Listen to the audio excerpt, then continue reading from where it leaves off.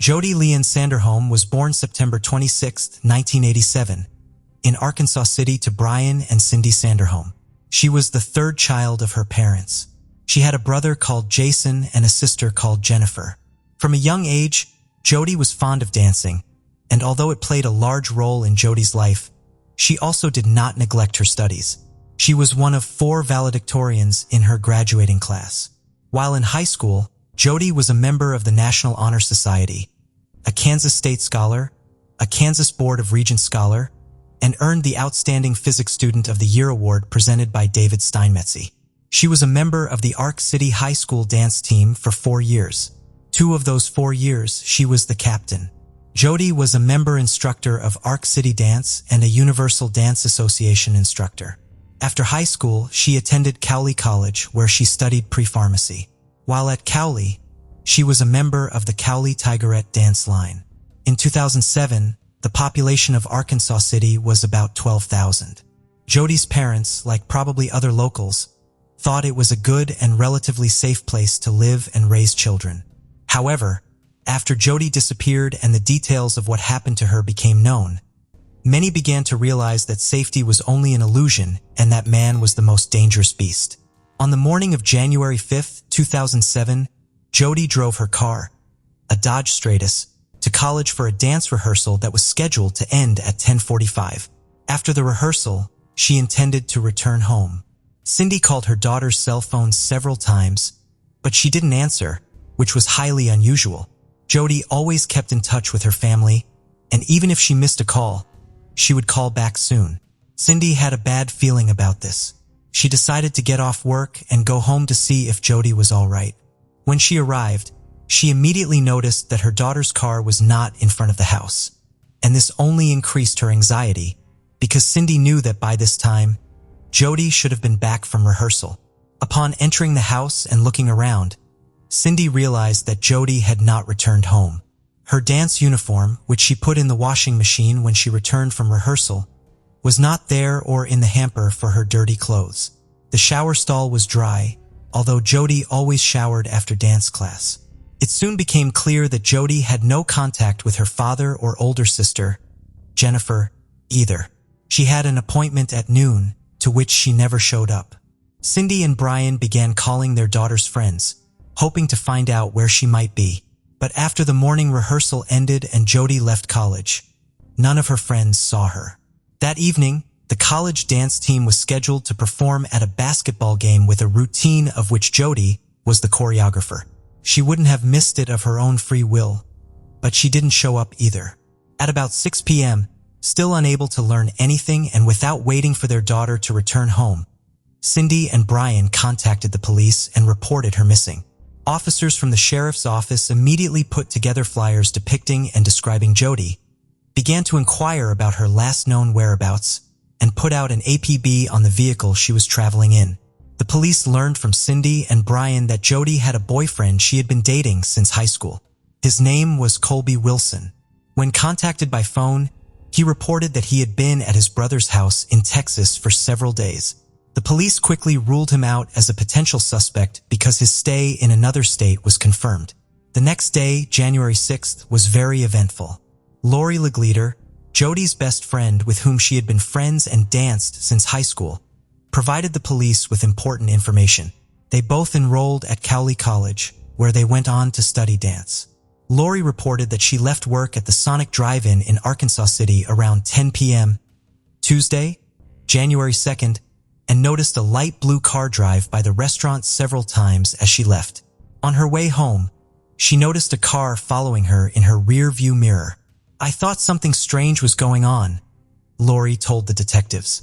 She decided to see if the car behind her was really following her, so she started turning onto different streets. The driver of the car behind her was doing the same thing, and it really scared Lori. She drove to the local police station and parked next to it, thinking that the stalker would leave her alone. She didn't see him after she stopped, so she drove home again.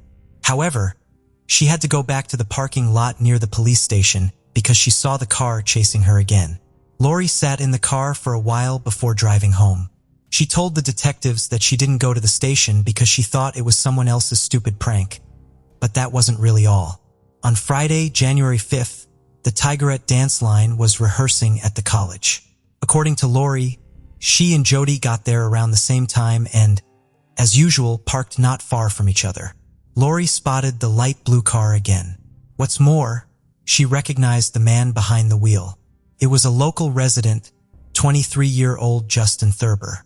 Lori did not know him personally, but had seen him several times in the company of his older brother and his friends. Lori and Jody left practice at the same time and were supposed to meet up later, but Jody never showed up for that meeting. Soon, several members of the dance team revealed that they too had seen Justin near the college during the past week. He always sat in his car in the parking lot and just watched. Within the first 24 hours of Jody's disappearance, police had driven all over the city but could not find her car.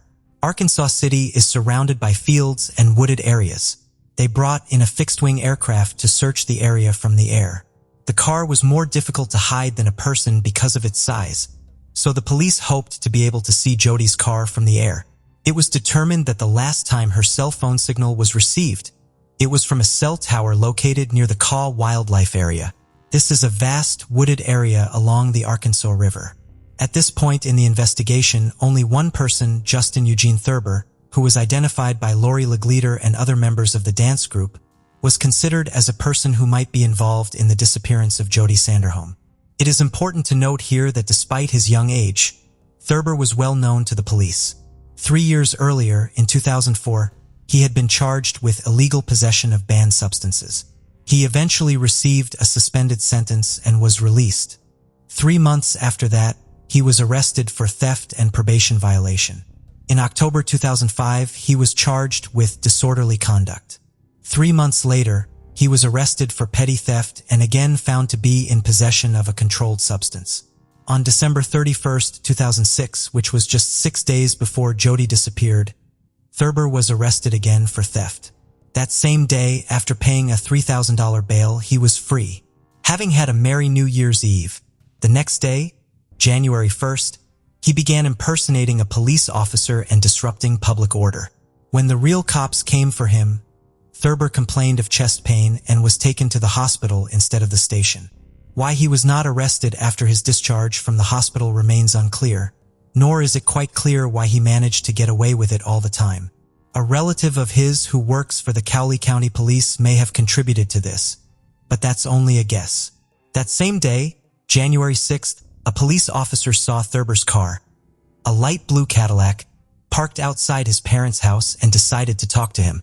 His father invited the officer into the house. When the police officer asked Justin where he had been yesterday, he said he had driven his car to Winfield, a town about 13 miles outside of Arkansas City, in the morning. There, according to Justin, he met up with his friend and 2 of his friend's buddies, whom he did not personally know very well. Next, the 4 of them began driving around the countryside in a car belonging to one of his friend's buddies until the car got stuck on a dirt road near Cedar Vale.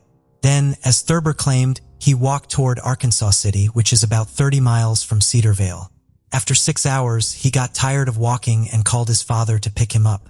Thurber's father confirmed what he said, saying he picked Justin up wet and dirty, a couple of miles from Cowley State Fishing Lake. Justin also told the police officer that his car, which he left in Winfield, had been returned by friends. The story wasn't very convincing, but there was nothing to charge Thurber with yet, so the officer left. That same evening, officers spoke with Alexis Swatzel, who recently ended a 3-year relationship with Thurber.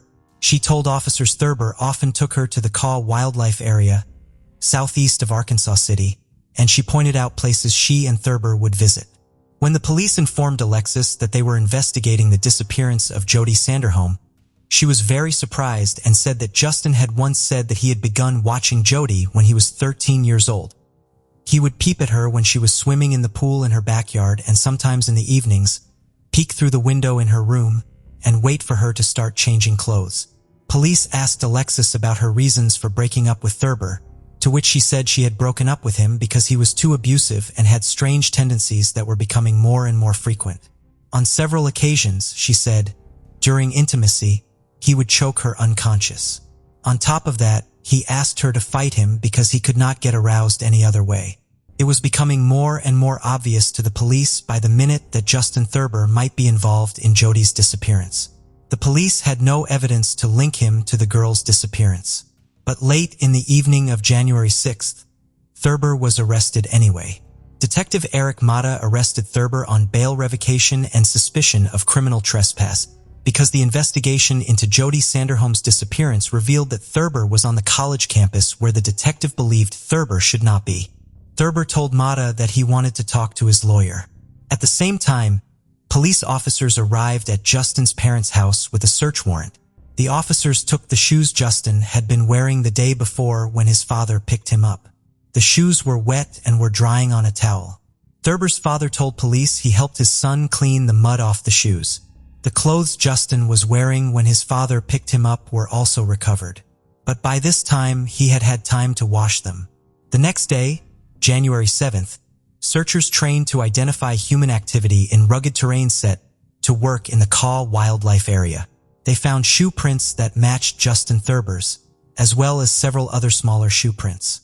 As darkness fell, they decided to continue the search the next day. On the way home, some searchers drove past Cowley County State Fishing Lake and decided to stop because they heard Thurber was wet when his father picked him up. They discovered a muddy tire track, muddy shoe prints near a public restroom, mail addressed to Jody Sanderholm's parents in a chemical toilet, dance shoes in another toilet, and a flip-flop sandal.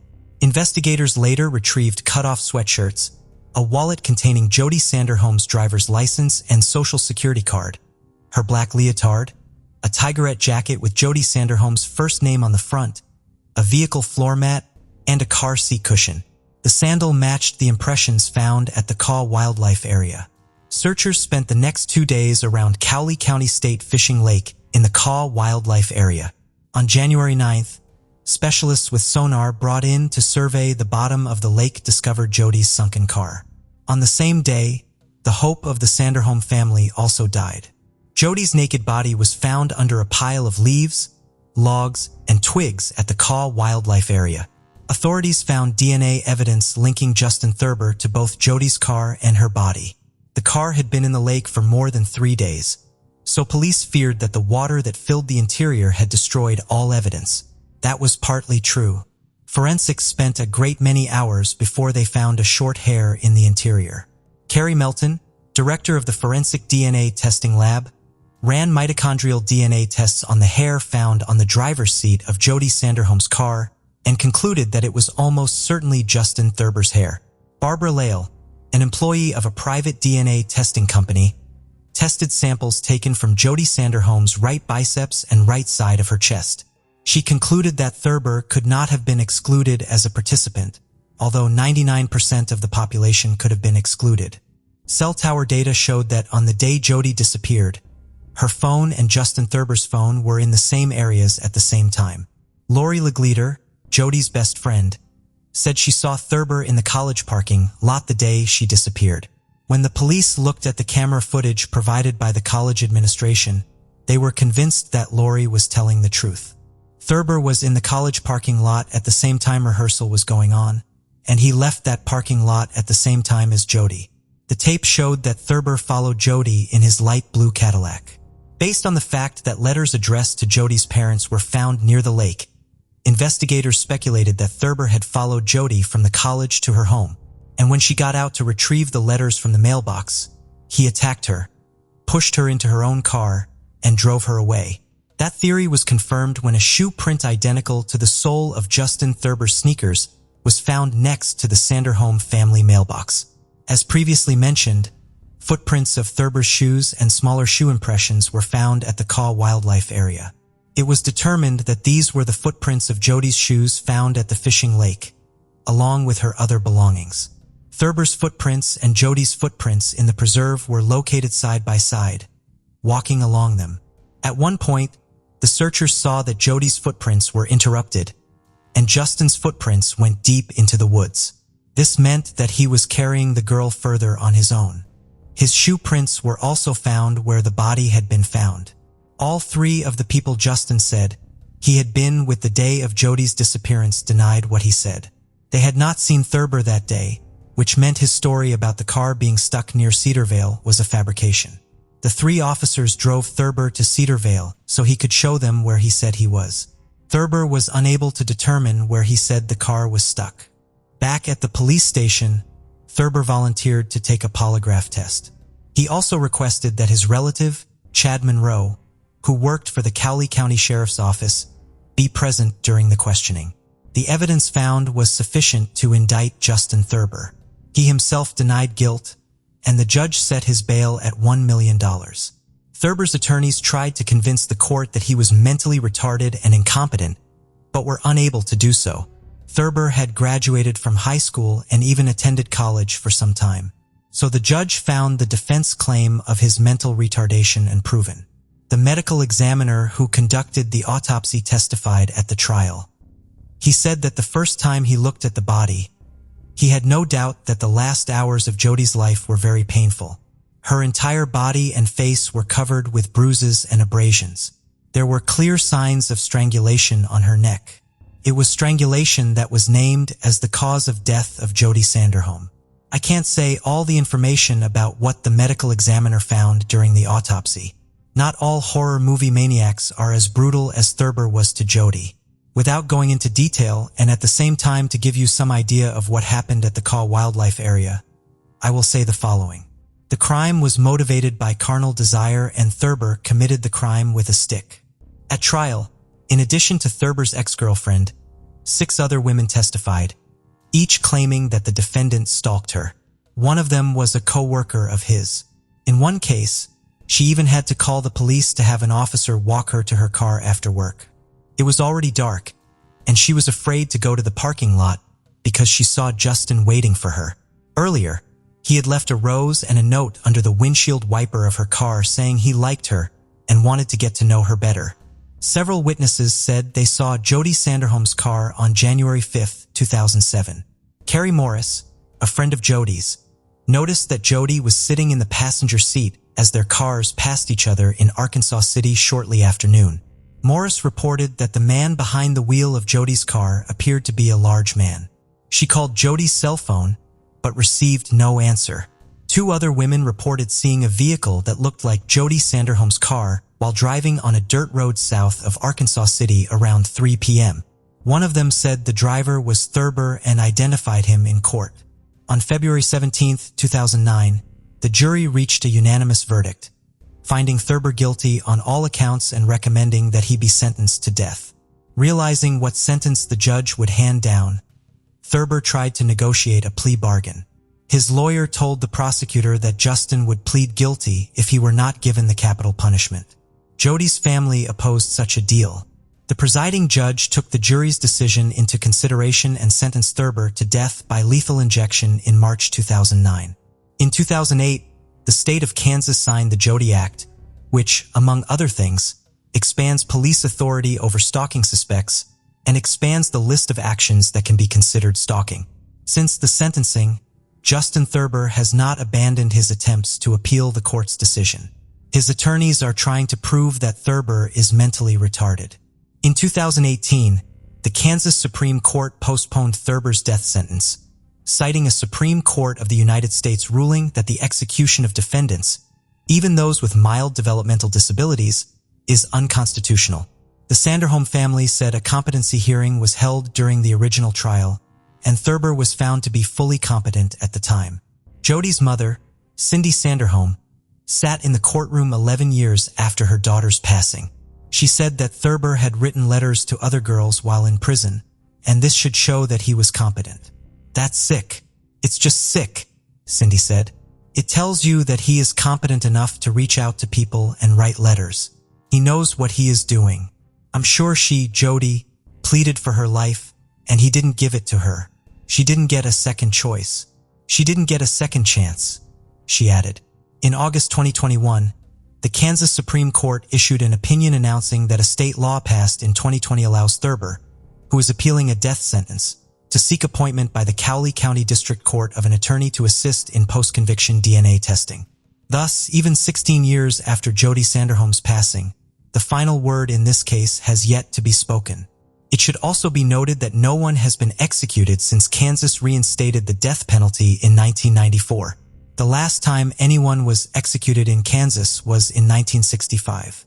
Since then, besides Thurber, 9 other people have been sentenced to death, but no sentence has been carried out.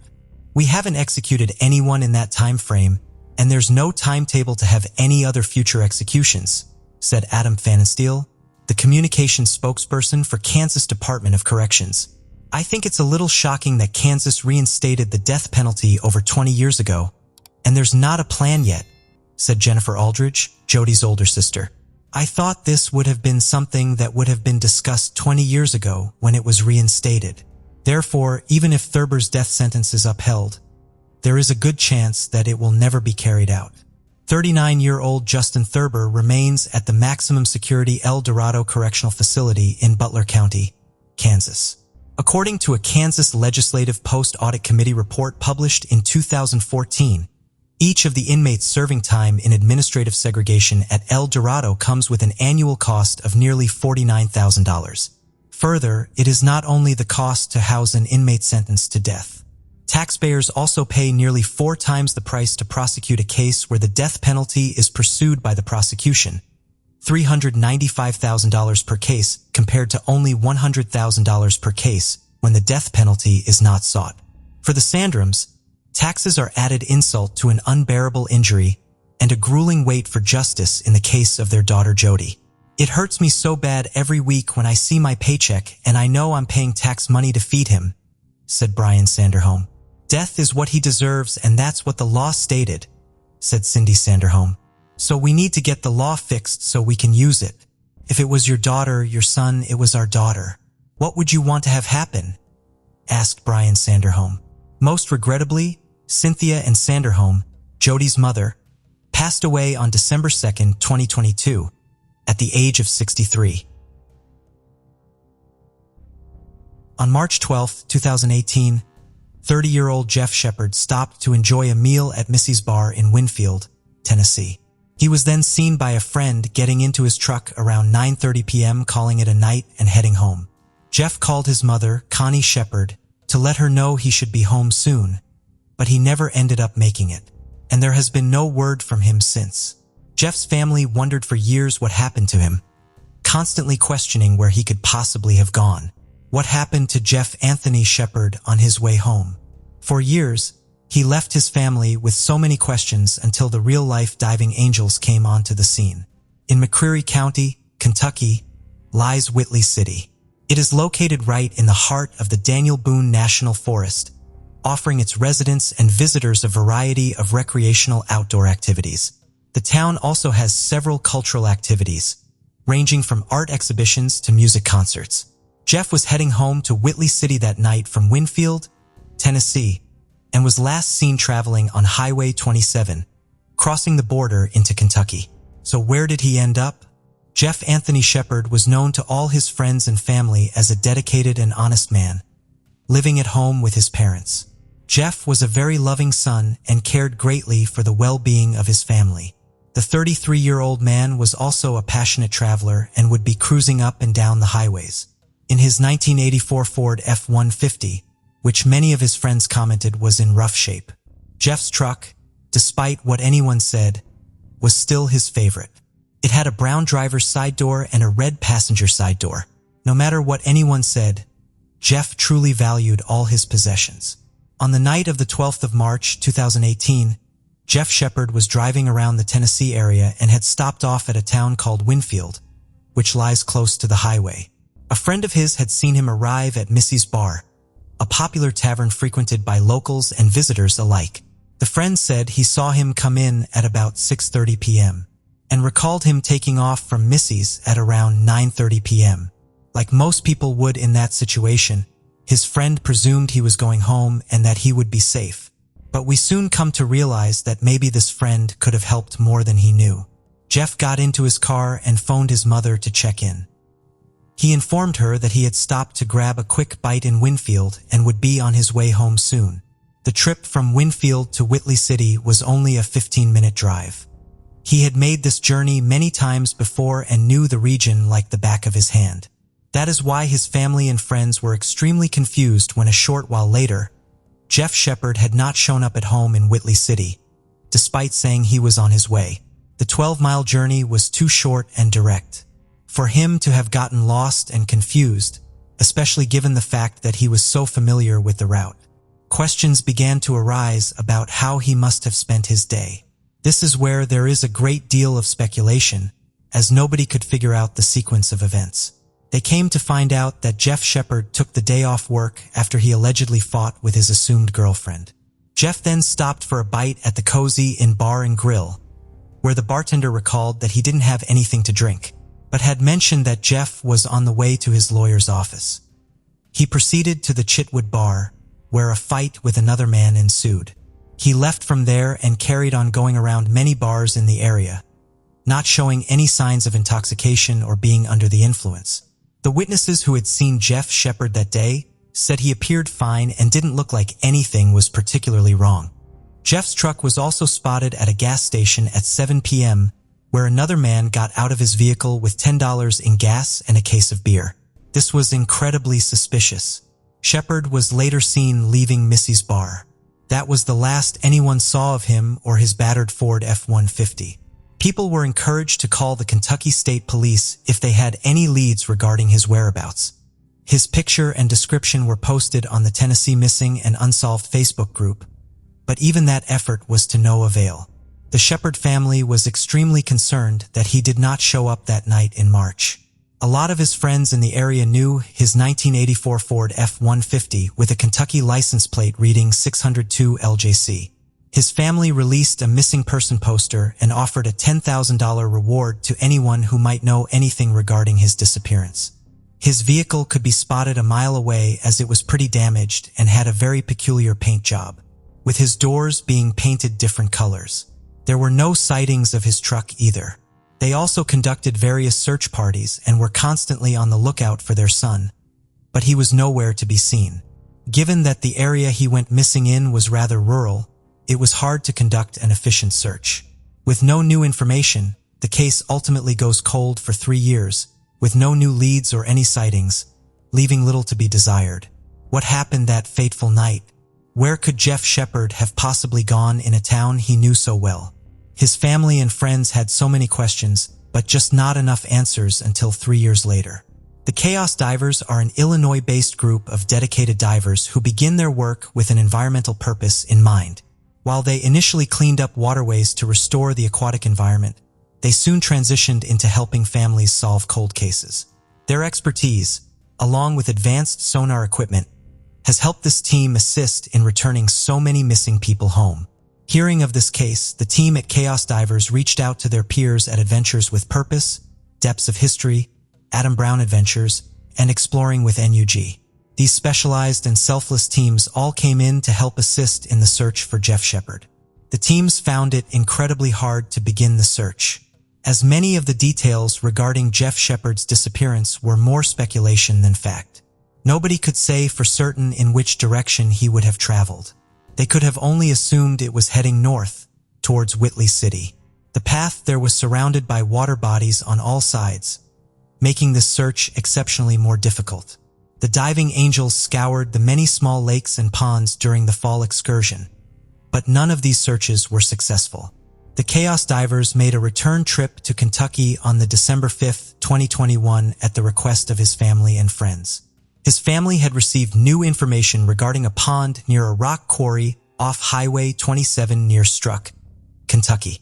It was reported that a section of the guardrail around the pond had been removed, and this could have led to the possibility that a car slid down the steep embankment. Since there was no guardrail, they couldn't say for certain if a car had driven through the area. The team began the search of the pond after receiving the landowner's permission. Just a short while into the search, the team detected a signal on their sonar equipment and were alerted of a truck lying 15 feet beneath the surface.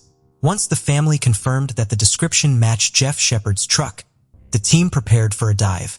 The team, with the help of Graham, navigated around the truck, confirming to them that it was Jeff Shepard's pickup truck that had been submerged deep in the pond. The divers swam to the front to see if anyone was inside, but all 4 windows of the truck had been rolled up, so they were unable to see clearly.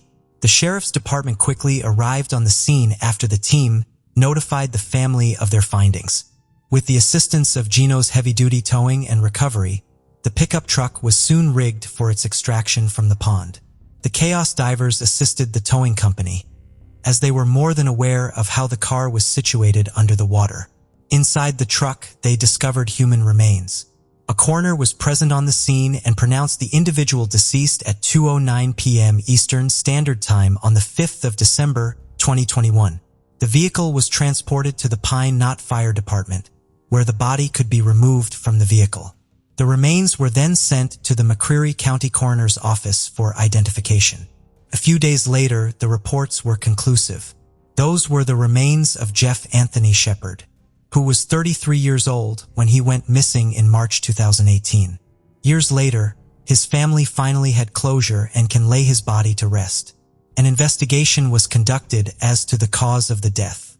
The Kentucky State Police ruled the death accidental. They suspect that he would have veered off US Highway 27 and crashed into the pond. It can't be easy for families like the Shepard family that wait for years for any sign of their loved one. We thank the Chaos Divers for their dedication to helping families finally get the answers they have been looking for. Their selfless assistance has brought so many families across the country the solace that law enforcement has been unable to provide. It is because of them that the family of Jeff Anthony Shepard can move on, finally knowing what happened to their beloved son. Mysterious Hook salutes the Chaos Divers team and the law enforcement officials involved for their commitment.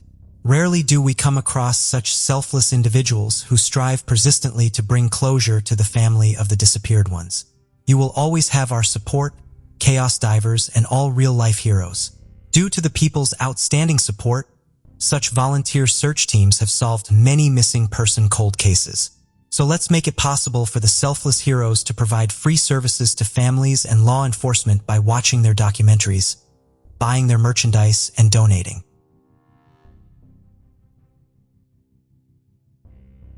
June 10, 2018 seemed like a bright Sunday for the residents of Ohio.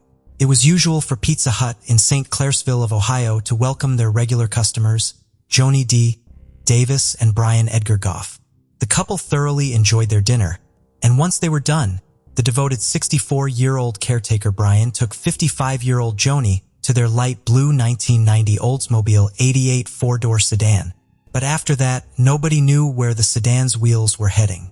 It seemed like the couple vanished with their sedan in thin air, leaving no traces behind. What happened to Brian Edgar Goff and Joni D. Davis? Had the bright Sunday determined their fate? How did the Chaos Divers enter the scene? Created partly by natural borders, Ohio is shaped by Lake Erie and the Ohio River. The state boasts an appealing combination of exciting cities, pristine natural scenery, and charming farms. Whether you're exploring Ohio for a weekend visit or an extended vacation, there is lots to see. Individuals from Ohio proudly and officially call themselves Ohioans. Ohio residents enjoy an affordable cost of living compared to other states, and the Ohio River has become an important commercial route for Ohio, Kentucky, Indiana, and Illinois residents. But none of them imagined that the Ohio River would hide the life of a lovely couple for more than 3 years. Our story starts right here in this Ohio state. It was September 21st, 1953, when the couple Ralph and Olga Jean were blessed with twin baby boys in Martins Ferry, Ohio. They named the boys Brian, Edgar Goff, and Colin Goff. When the twins turned 3, their mother passed away, so their great-aunt, Hannah Goff, took Brian and raised him on her farm near Martins Ferry. When Brian was 9, he moved to Saybrook, Ohio with his twin brother, older brother, and sister. In June 1971, Brian graduated from Harbor High School in Ashtabula, Ohio. After graduating, Brian worked several years for Penn Central and Conrail Railroads in Cleveland, and later in Mingo Junction. Then he moved back to Martins Ferry area and shared a home with Colin. For years, Brian also worked at Goff Trucking near Rayland, lending a helping hand to Colin. Brian was a loving, caring, kind-hearted, and hardworking person with a genuine smile.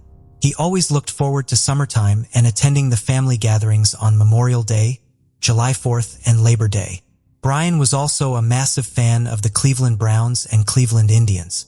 Besides all of these, Brian devoted his time and energy to being a loving caretaker for Joni D. Davis. Joni was born to her parents, Jack and Joanne, on July 20th, 1962. She had been the best sister to Jackie Newell and a caring aunt for her nephews. Both Joni and Brian were healthcare workers, and it was over 20 years since they both started a beautiful relationship. Unfortunately, their relationship became complicated when Joni was 35. She failed to wake up one morning and remained in a coma for months. Finally, after an extended stay at a rehabilitation facility, Joni relearned how to walk, speak, and feed herself. But her brain damage was permanent, and she required full-time care. However, Brian never left her. Instead, he became Joni's caretaker. Nevertheless, the pure bond between the couples continued for years, and everything seemed fine for 64-year-old Brian and 55-year-old Joni until 2018. The hottest June month was turning Ohio State into beautiful scenery. June 10th, 2018 was a fine Sunday. Day was no different for the couples who regularly visited Pizza Hut in St. Clairsville during the weekend. Brian and Joni stuck to routine and structure by dining at Pizza Hut on Sunday evening. The couple enjoyed their dinner without realizing that it would be their last meal. When the clock was ticking around 7 p.m., Brian took Joni to their light blue 1990 Oldsmobile 88 four-door sedan with Ohio license plate EYA 7482. The hoped the couple would follow their routine of going to the gas station on the island, then to Reese Cups, and finally to have a lottery ticket. As hours passed, nobody from Joni's family ever heard from them again. Brian and Joni had neither completed their routine visit nor reached their home. It seemed like the couple disappeared with their sedan.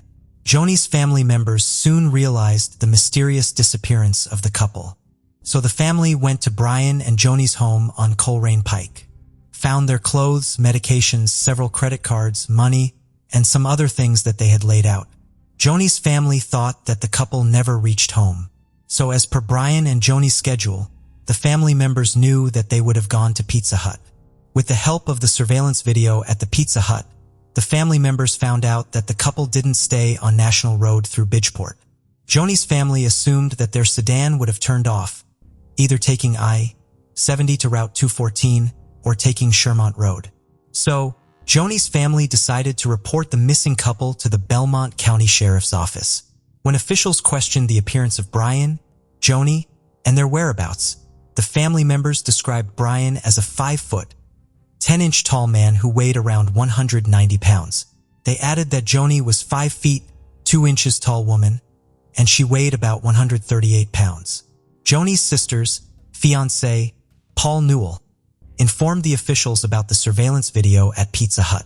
He added that Brian and Joni weren't spontaneous enough to decide and take a trip on a whim. So with all of this information, the Belmont County Sheriff's Department started their inquiries. Both the officials and family had searched for Brian and Joni for a week, but unfortunately nothing led them to find the couple.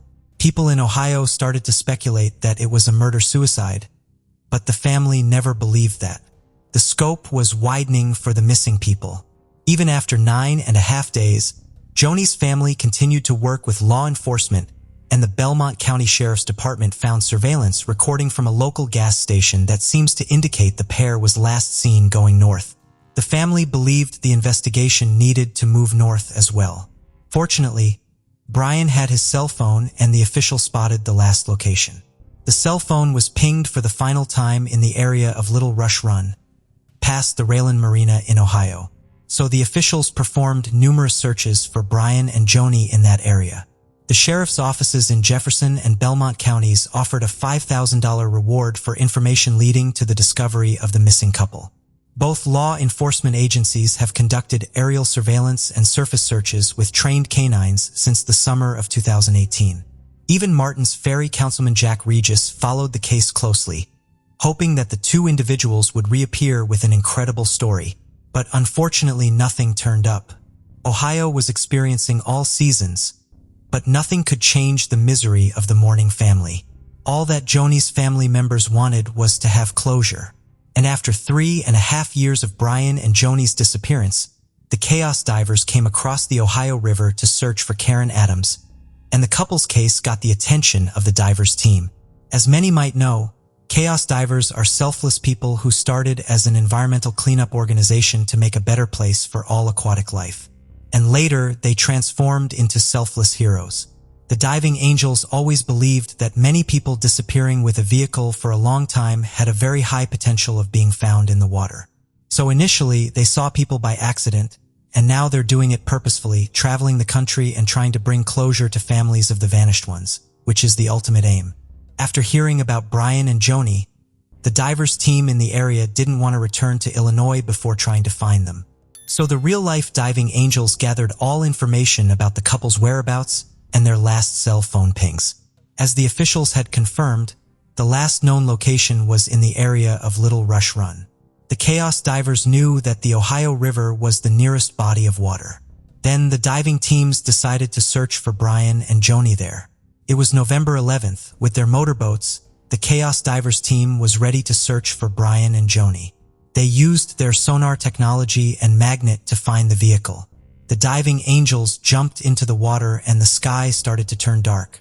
Fortunately, the mild light from the sky was enough for the diving angels to read the license plate they had found. It was an Ohio license plate that read EYA 7482 and it belonged to Brian. The diving angels notified the FBI and Ohio Bureau of Criminal Investigation, Crime Scene Unit, and Jefferson County officials, and they discussed the recovery of the vehicle. Finally, they planned to pull the vehicle out of the water the following day.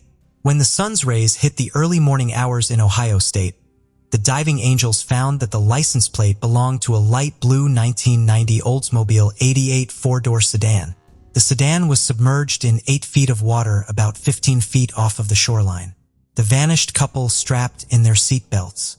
The diving team found the vehicle just 1 mile south of where the couple's cell phone pinged. The vehicle was in a shallow portion of the river off Old Route 7. So the Jefferson County officials and chaos divers carefully pulled the car out with human remains. The officials mentioned that the autopsies had to be completed to confirm identities and determine the causes of death. Then the Jefferson County officials added that a team of forensic experts would process the vehicle to gather evidence. And finally, the medical examiner confirmed that the corpses belonged to Brian and Joni. After being missing for more than 3 years, the discovery of the bodies of Joni Davis and Brian Goff finally brought some closure. Throughout the case, the law enforcement became friendly with the Chaos Divers team, and one of the sheriffs on the case took the diving angels to dinner. Also, the Toronto Fire Department helped the diving team with a cylinder refill. It was a sweet gesture that the Chaos Divers fully deserved. Mysterious Hook salutes the Chaos Divers team and the law enforcement officials involved for their commitment. Rarely do we come across such selfless individuals who strive persistently to bring closure to the family of the disappeared ones. You will always have our support, Chaos Divers, and all real-life heroes. Due to the people's outstanding support, such volunteer search teams have solved many missing person cold cases. So, let's make it possible for the selfless heroes to provide free services to families in law enforcement by watching their documentaries, buying their merchandise, and donating. Case of Kelsey Smith went shopping for a gift and vanished without a trace. How often do laws enacted at the state level or the rules and policies of individual companies designed to protect people and make their lives more comfortable and safe end up causing harm rather than good? In today's story, a mobile phone operator refused to provide the location of a missing girl citing privacy laws. In reality, however, the company was obstructing the investigation, delaying the process. Although tragically, it was too late to assist the girl. In other cases, timely access to such data could save someone's life. The case of young Kelsey Smith, who was tragically killed just a month after celebrating her 18th birthday, not only shook the United States, but also captured the attention of the world, as it was widely reported in international media. The girl was abducted in broad daylight from a crowded location, and her body, bearing signs of violence, was later discovered outside the city. The search for Kelsey took almost a week due to the inability to track her movements through her cell phone signal. This circumstance led to much debate and set a precedent that resulted in a series of amendments and the passage of a law named after the victim. But let's look at Kelsey Smith's story from the beginning and try to understand how she was abducted right outside a shopping center under the watch of dozens of surveillance cameras and whether this tragedy could have been avoided. We will also explore the personality of the abductor and criminal who was considered by all to be a loving husband and caring father. Who is Edwin Hall? We will begin our examination of this difficult case by getting to know the man who caused the terrible tragedy. Edwin Roy Hall, friends knew him as Jack Hall, was born in 1981, April 17th in the small town of Lee's Summit, located almost on the border of the states of Missouri and Kansas. He was the second child in a low-income and extremely disadvantaged family. Edwin's childhood was hard, if not to say harsh. The parents of the boy used large quantities of hot drinks and illegal substances, did not engage in the upbringing of children and mistreated them. Later, Hall will tell about the fact that at the age of 5, he was intimately abused by his uncle, his father's brother, but unequivocally confirm or deny this statement is simply not possible. Many thought that this detail was invented by the perpetrator's lawyer in order to make his client look like a victim of circumstances at the trial and try to mitigate his punishment. But be that as it may, at the age of 6, Edwin found himself in an orphanage after his father was behind bars and his mother was deprived of parental rights. In the following years, the boy changed several foster families, but each time he was abandoned after a while and returned back to the orphanage. This was due to the uncontrolled aggression of the child, as well as his cruelty. From an early age, Hall showed sadistic tendencies towards animals. He liked to torture them and watch the suffering. The boy did not recognize anyone's authority, disobeyed his foster parents, stole and ran away from home. His last foster family returned Edwin to state custody at the age of 15. This was after the teenager attacked his stepsister with a knife. Then the tragedy was avoided and the boy was pitted and not prosecuted. However, a year later, he again came to the attention of the police when he deliberately hit another orphanage pupil who was much younger than him on the head with a baseball bat. As an adult, Hall had no record with the police and he seemed to have matured, taken charge, and finally reformed. At the age of 20, he married a girl named Alita, who bore him a son a year and a half later. Edwin got an old Chevrolet truck from the 70s on which he worked, transporting various goods. His neighbors knew him as a quiet, humble, and friendly guy, as well as a good family man. However, he also had another secret life which became known only when Hall found himself in the dock for committing serious crimes. Who was the victim? Kelsey Smith. Kelsey Ann Smith was born in 1989 on May 3rd in a place called Overland Park, which ranks as the second most populous city in the state of Kansas. She was the third of 5 children in the large and very close-knit family of Gregory and Missy Smith, growing up alongside her older brother Steve and sister Lindsay, as well as her younger siblings, Katie and Zach. She was very close to all of them. The family patriarch, Gregory "Greg" Smith, was a former military man and a veteran of the United States Navy. He had also served in the police force for over 2 decades and was now enjoying his well-deserved retirement. Meanwhile, the mother, Missy Smith, had dedicated her life to healthcare, having worked for many years at one of the local hospitals. Despite her professional commitments, she brilliantly managed to balance work with raising her numerous offspring and creating a cozy home environment. From a young age, Kelsey was an extremely active, sociable, and theatrical child. She loved to sing and dance, attended a music school where she learned to play several musical instruments, and eagerly participated in school theater productions and choir performances. In addition to this, she thoroughly enjoyed gymnastics and loved soccer, often attending various sporting events with her father and brothers, and she was a fan of the local team. Young Smith had many friends, possessed a great sense of humor, was talented in numerous areas, and knew how to make a good impression on those around her. She also had a profound love for animals from childhood and dreamed of going to college after high school to pursue a career as a veterinarian. In her senior years of high school, Kelsey took a job in the local orchestra, where she played the clarinet, performing at various city events. This job allowed her to save enough money in just 6 months to buy her first personal car, a 1987 Buick Regal. Her parents weren't too fond of the fact that her car was older than she was and offered to add some money from the family budget to buy something more recent. However, it was crucial for her to purchase her first vehicle independently with her own money, so she declined their offer. Kelsey's personal life. It's noteworthy that the Smiths went to great lengths to provide their children with the very best, caring deeply for their education and holistic development. However, they also raised their offspring with a strong sense of discipline. There were clear rules in their home that everyone abided by without exception. For instance, all family members were expected to share their plans and always inform each other if they were going to be out late. Kelsey herself was always punctual, never late, and would always tell her parents where she was going and who she was spending time with. During her senior year, Kelsey entered into a romantic relationship with a young man named John Beersmith. According to Kelsey, it was a deep and mutual love at first sight, the kind you read about in books or see in movies.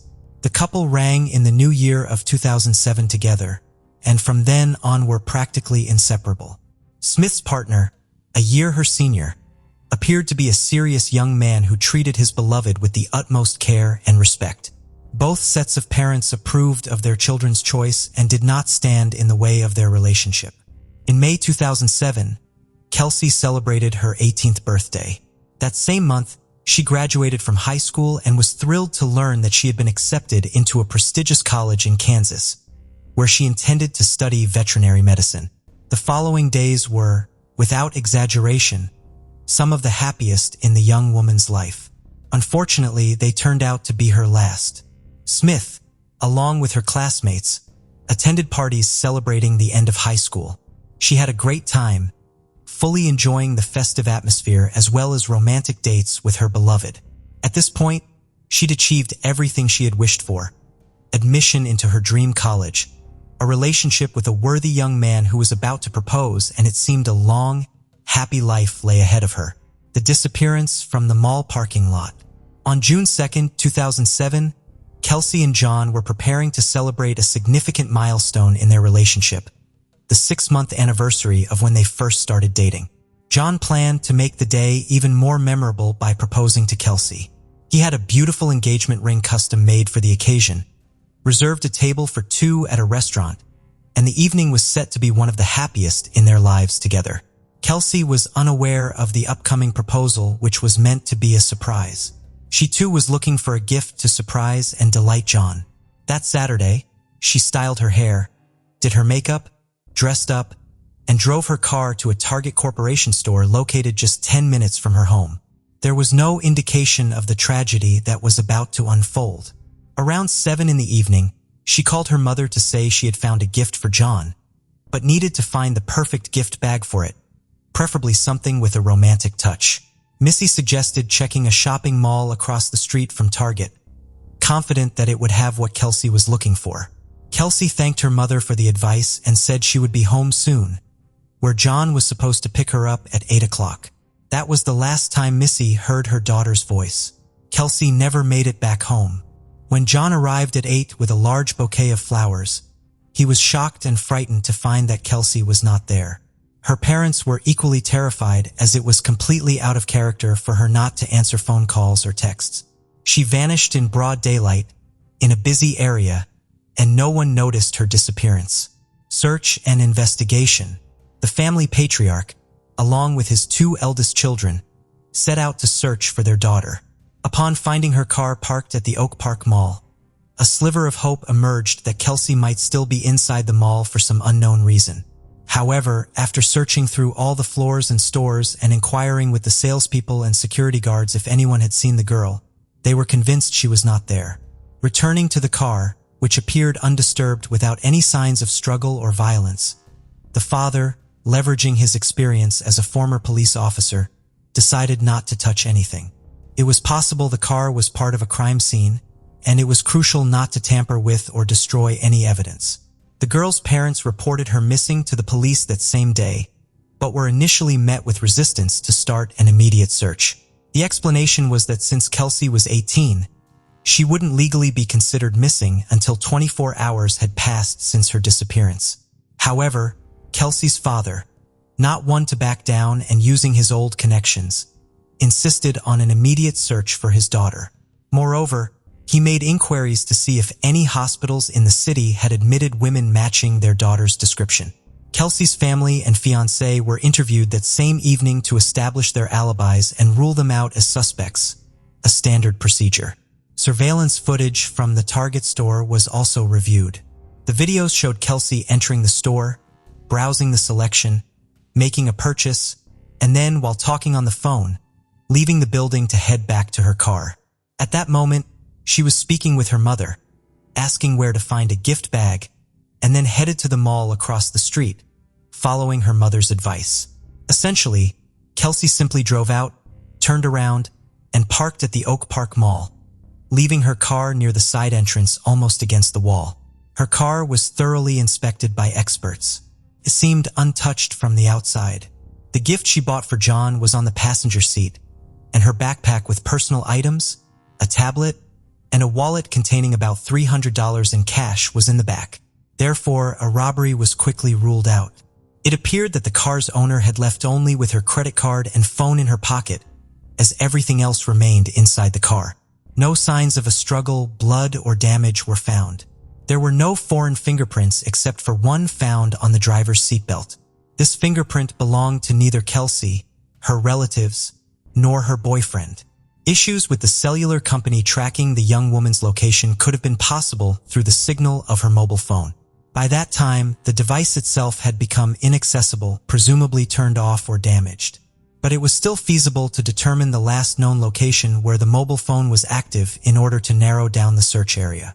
However, Verizon Communications, the wireless carrier, did not provide the necessary data for the investigation for several days. Interestingly, the company did not outright refuse to cooperate, but kept promising to look into the matter, effectively dragging out the process. Back in 2007, telecommunications companies were allowed to withhold subscriber data from law enforcement agencies, including the police or FBI, without a specific court order. They cited information privacy laws, and even situations where an individual's safety or life might be at risk were not considered exceptions to this rule. The disturbing stranger. Upon closer examination of the surveillance footage, a chilling detail was uncovered: a mysterious stranger following the young woman like a shadow. He didn't stand out at first because he always kept his distance and didn't attempt to interact with Kelsey directly. The individual in question was a Caucasian male with a pleasant appearance, estimated to be in his early to mid-20s, sporting dark, short hair and a light beard. He was dressed casually in a plain white t-shirt and black shorts. He entered the Target store roughly half a minute after the girl and followed her through all the sections she visited, maintaining a few meters distance. This mysterious man was captured by all the surveillance cameras that Kelsey was, and later during the trial, the prosecution would describe his behavior as akin to a predator stalking its prey. He exited the store after her and, making sure she was alone, followed her to the Oak Park parking lot in his Chevrolet truck. It's likely that he overheard her conversation with her mother, as he was practically behind Kelsey while she was on the phone. Consequently, he could have learned about her plans to visit the neighboring shopping center. Unfortunately, Smith parked her car in a poorly chosen spot next to a side door near a storage area where shadows fell on her vehicle, making it nearly impossible to discern the events on the camera footage. While Kelsey was still seated in her car, the truck parked beside her and a figure in a white t-shirt and black shorts emerged. The stranger approached her from the driver's side door, and then she, presumably under the threat of harm, got behind the wheel of his Chevrolet, and the truck drove off in an unknown direction. Media attention and alert viewers. From the outset, largely thanks to the connections and experience of Gregory Smith, the media were enlisted to cover the investigation. Smith knew that the louder the outcry, the broader the coverage in the press, and the more attention it garnered, the higher the chances of finding their daughter and bringing the responsible party to justice. The story was covered not only in national but also in international media, including on the popular show, America's Most Wanted. When surveillance footage revealed the mysterious stranger following Kelsey, the frame showing his face most clearly were broadcasted in the news, urging people to come forward if they recognized the man. That same evening, the police began receiving calls from individuals claiming to have seen the man in various cities and even states. Although most of these reports were mistaken, each one was investigated. On June 6th, a Mrs. Miguez called in, stating she recognized her neighbor Edwin Hall in the footage, but had hesitated to report it initially due to doubt. However, seeing the information about the truck removed her last doubts, as Hall also drove an old 1970s Chevrolet. Horrific discovery at Longview Lake and suspect's arrest. On June 6, 2007, several pivotal events unfolded in the investigation. First, crucial data regarding the last known location of Kelsey's phone signal was finally obtained from Verizon Communications. A specific cell tower was pinpointed, establishing a search radius of 1.1 miles to the north of it. Within 45 minutes of initiating the search operation, the lifeless body of the young woman was found in the brush near Longview Lake, Missouri, approximately 30 miles from where she was abducted.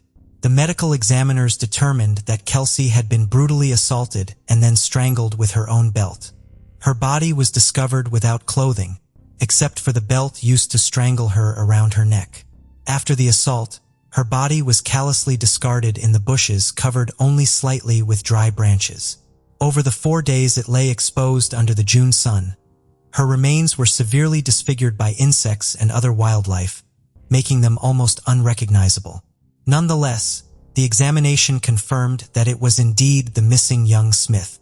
The second significant event on June 6th was the arrest of the main suspect. When the police arrived at the man's residence, he was completely calm, acknowledged that his friends called him Jack, and agreed to provide a statement at the station. During the interrogation, he identified himself as Edwin Hall.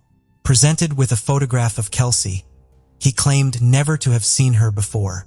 Even when shown surveillance footage from the store showing him following her closely, he insisted he had merely visited Target for personal reasons and hadn't noticed her, suggesting their appearance together in the footage was merely a bizarre coincidence. Irrefutable evidence.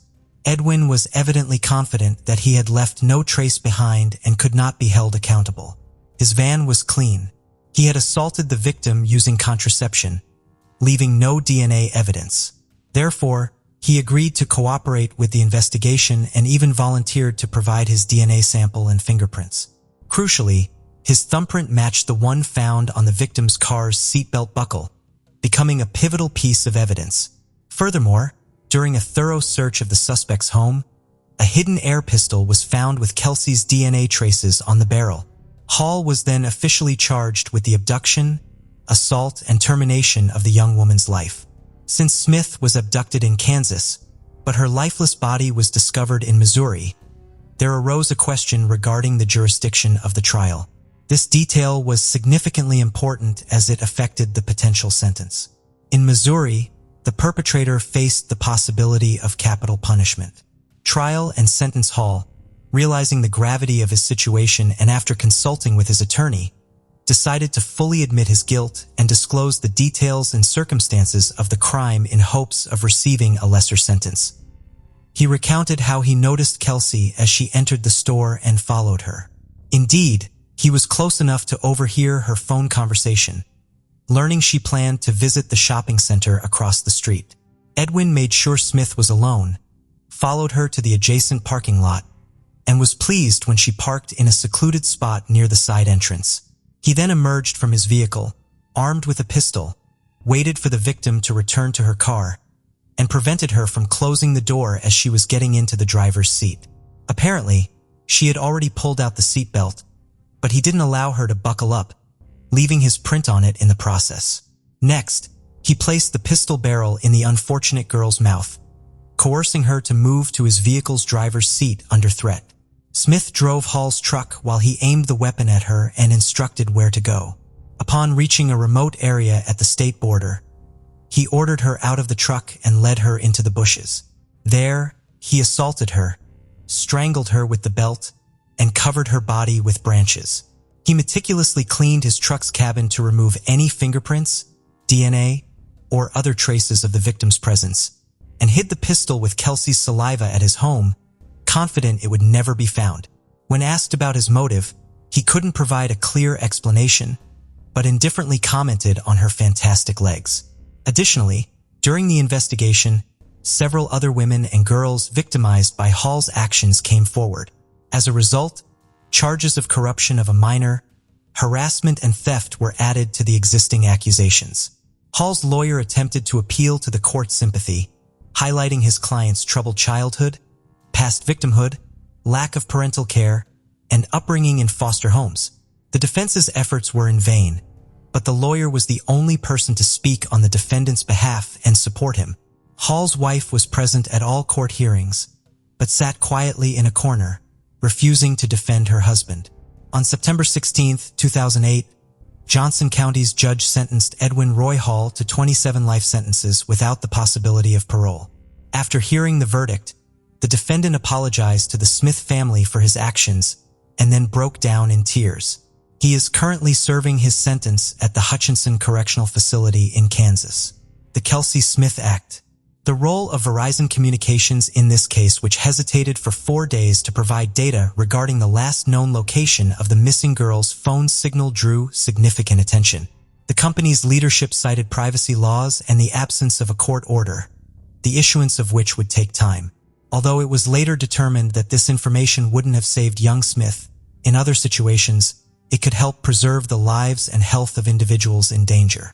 This led to the enactment of the Kelsey Smith Act by Kansas in 2009, mandating telecommunications companies to provide subscriber location information when there is a risk of death or serious physical harm to the individual.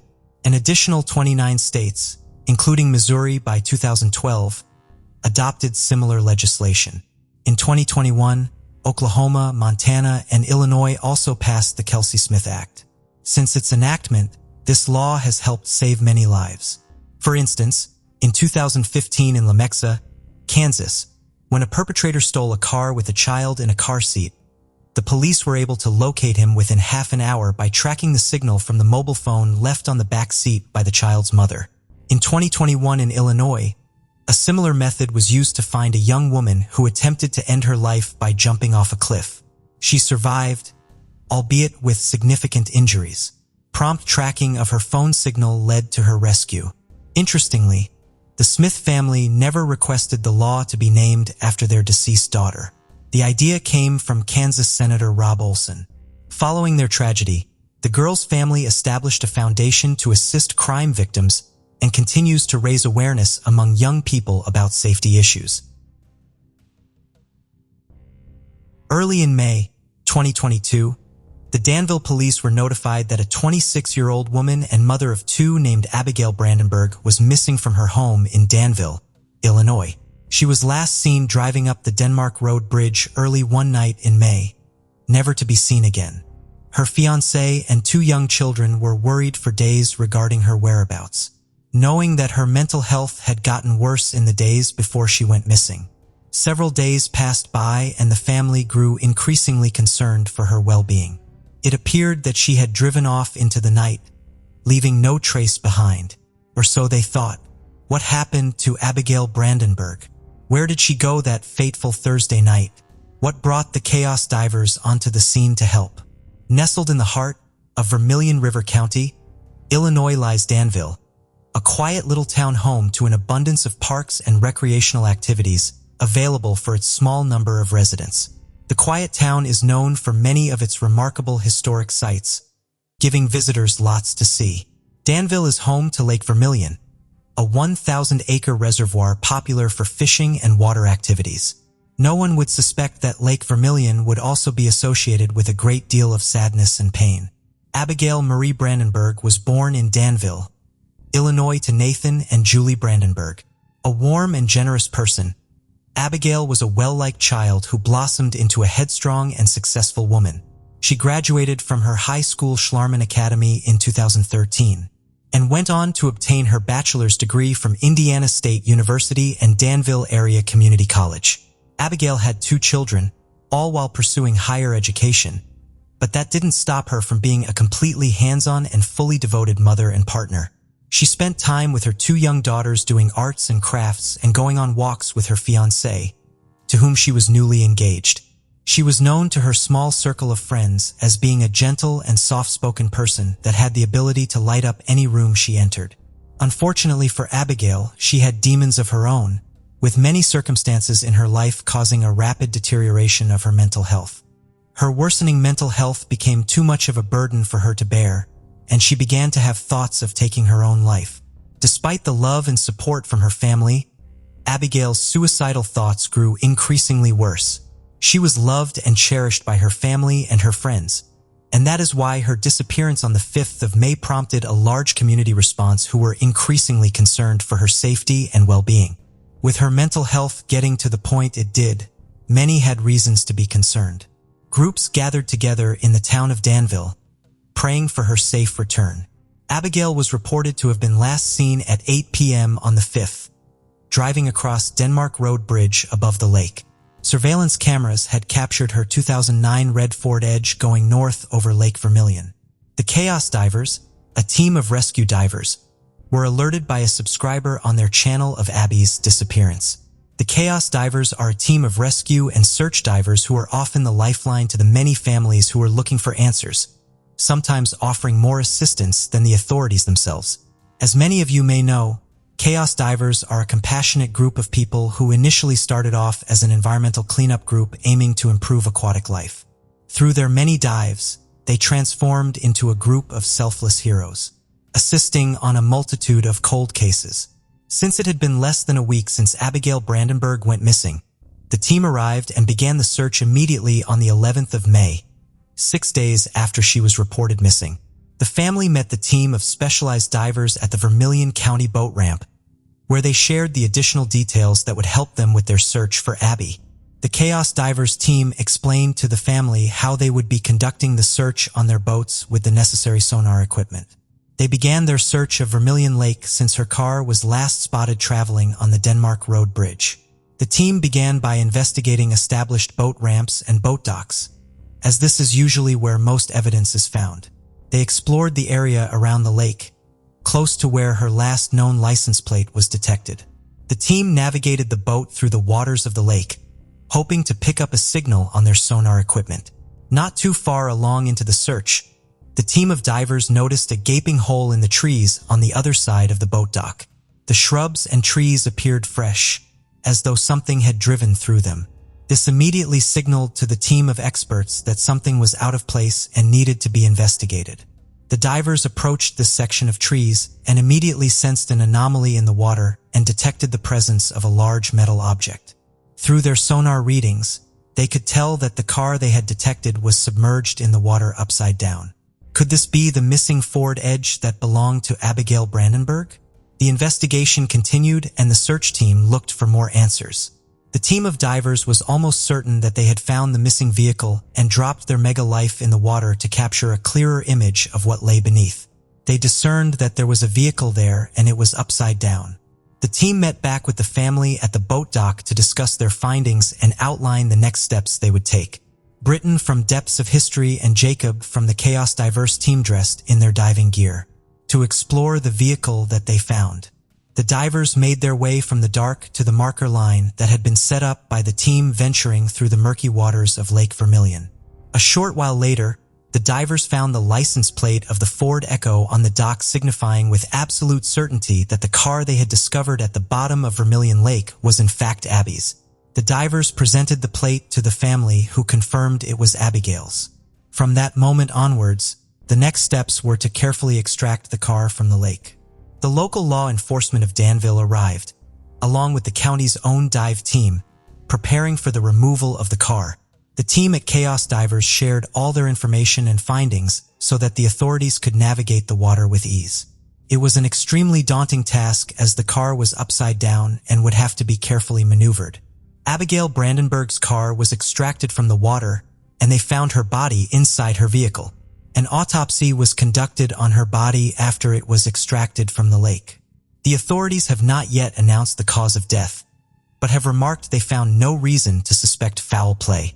The details of this case are still being investigated.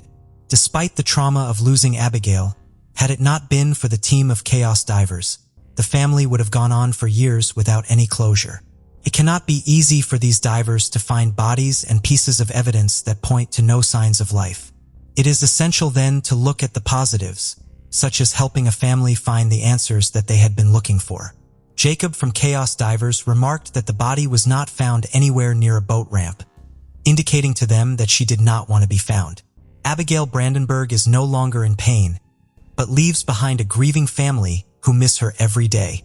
The assistance of experts like the Chaos Divers and Depths of History brings so many families the much-needed closure they require to move on. We thank the team at Chaos Divers and Depths of History who voluntarily perform such selfless service. It's only due to support that volunteer search teams have been able to solve crimes that have been cold for decades. So let's make it possible for Chaos Divers and Depths of History to provide their services. Please head on over to their channel. Support them by buying their merchandise or directly donating. It is only because of them that so many families finally have some peace of mind. We hope that cases like this bring a sense of hope to many who hope for the closure that they don't have. It was the hottest month of the year in Oak Ridge, Tennessee in 2005. And it was the year when Miriam Ruth Hemphill, a woman from Tennessee, lost her daughter. On a fine Friday, Miriam took her beige or bronze-colored 1999 Buick LeSabre with the license plate ABA 676 and began to drive. But neither her husband, Bill Hemphill, nor Miriam ever saw her again. What happened to Miriam Ruth Hemphill in Oak Ridge? Did she commit suicide due to the loss of her daughter? What made the Depths of History and Exploring with Nug enter the scene?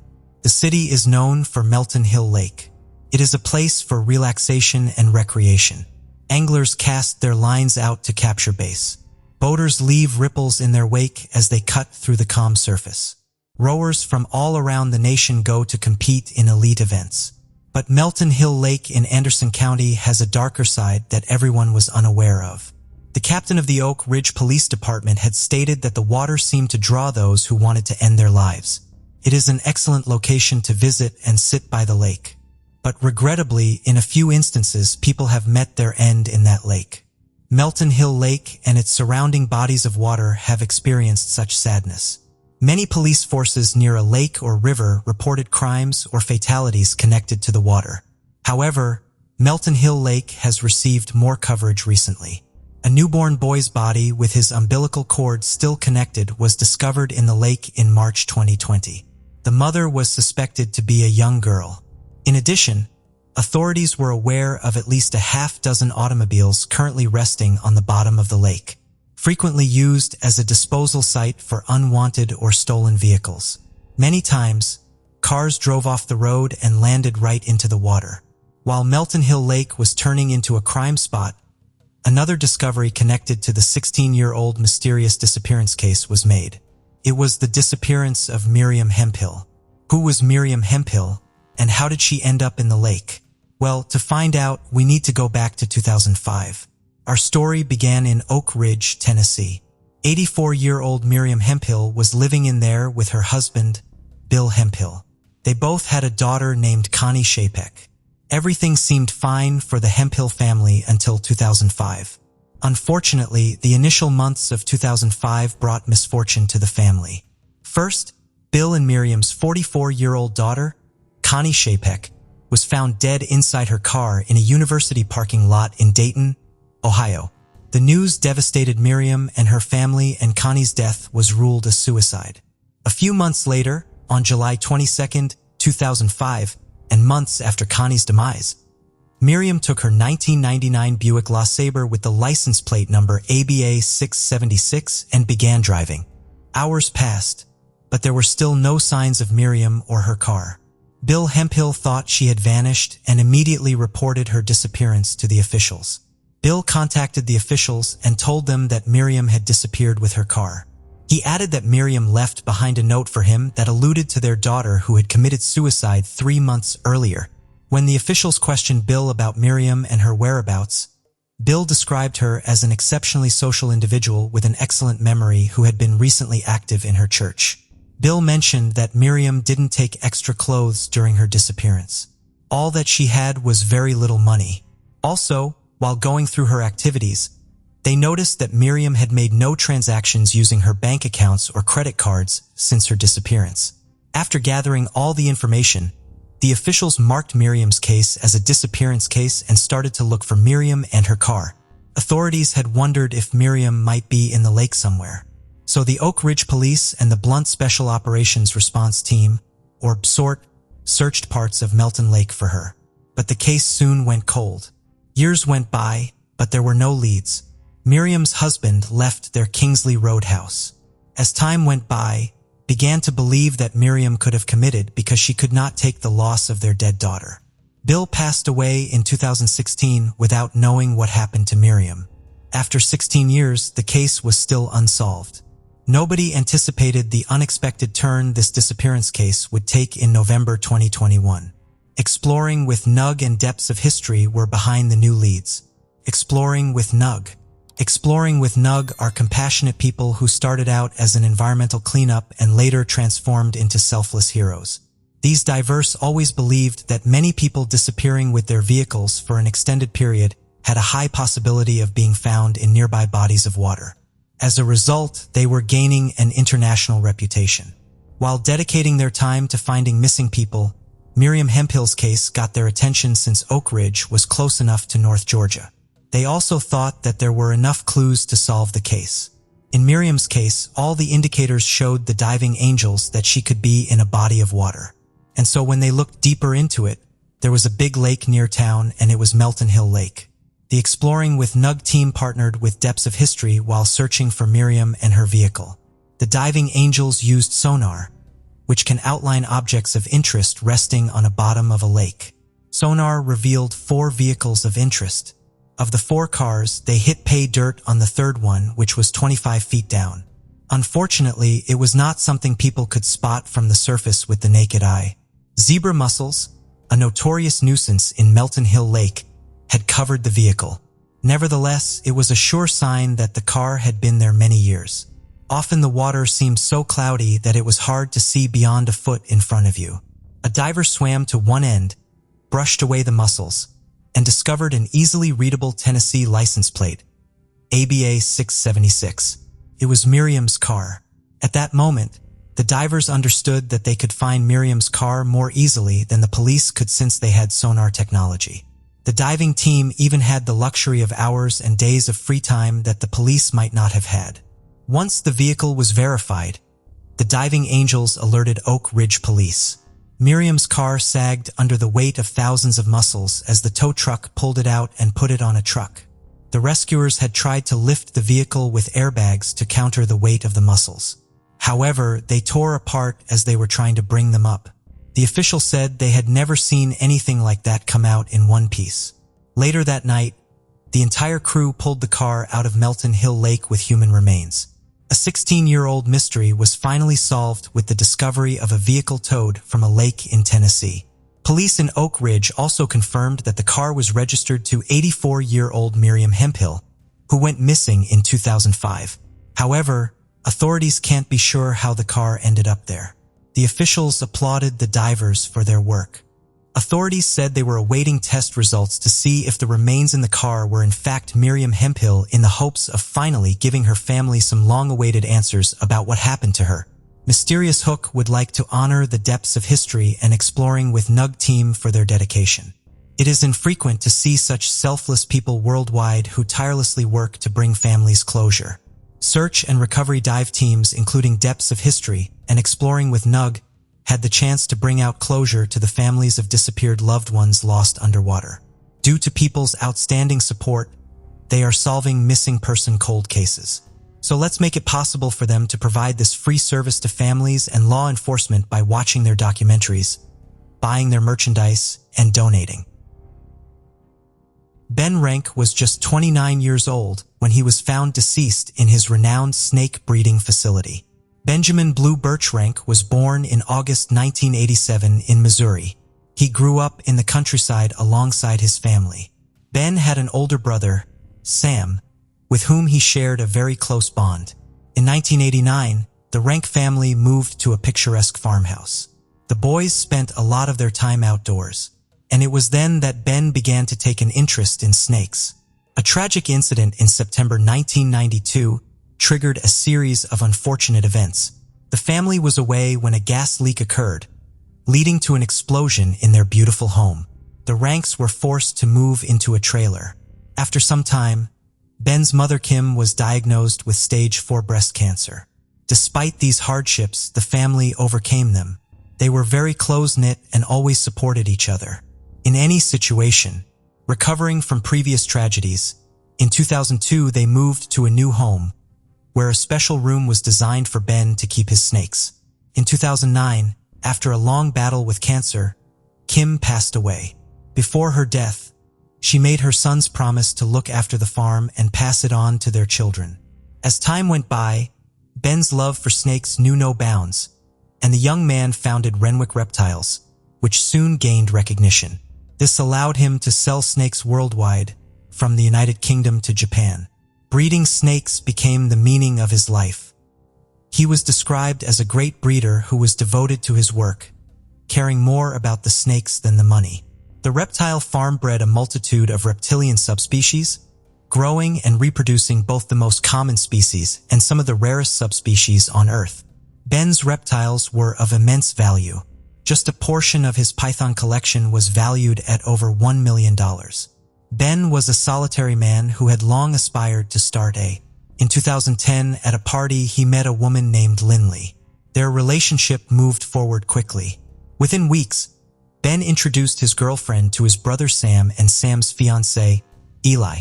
Eli and Lindley had sons from previous relationships, so they found common ground quickly and became friends. Lindley soon became part of the Rank family. The couple began living together. Lindley helped Ben at the snake breeding farm. They were in love and lived as a full family. In March 2012, Lindley gave birth to their daughter Amelia. Ben was thrilled to become a father. However, the happy family life faced challenges again. Frank Rank, Ben's father, encountered significant business troubles. Previously, he had engaged in fraudulent stock transactions to cover medical bills and Kim's treatment expenses. Just a day before the FBI planned to visit the farm, Frank took his own life. Frank's passing halted the investigation. The sons were deeply affected by another parental loss, but managed to pull through by supporting each other. Ben inherited the house and farm, while Sam received an amount of money far exceeding the house's value. Each brother had their own family and children, but this didn't stop them from living as one big family in their parents' home. They lived together harmoniously, with Sam spending his inheritance on repairing the farm without hesitation. Initially, things were fine, but soon financial disputes caused friction between the brothers after their father's death. Ben focused on his business and family and decided to formalize his relationship with Lindley.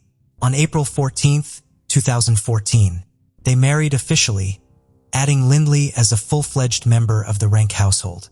Ben and Lindley also opened a second business, a spa named Essentia Spa Incorporated, but it faced financial difficulties under Lindley's management. Financial issues often led to arguments between them, despite Lindley's hard work being insufficient to cover all salon expenses consistently. At the same time, Sam and his wife faced significant financial challenges. Ben allowed them to sell some of the furniture of the house. Lindley disapproved, leading to a rift between the families. The relationship was irreparably damaged.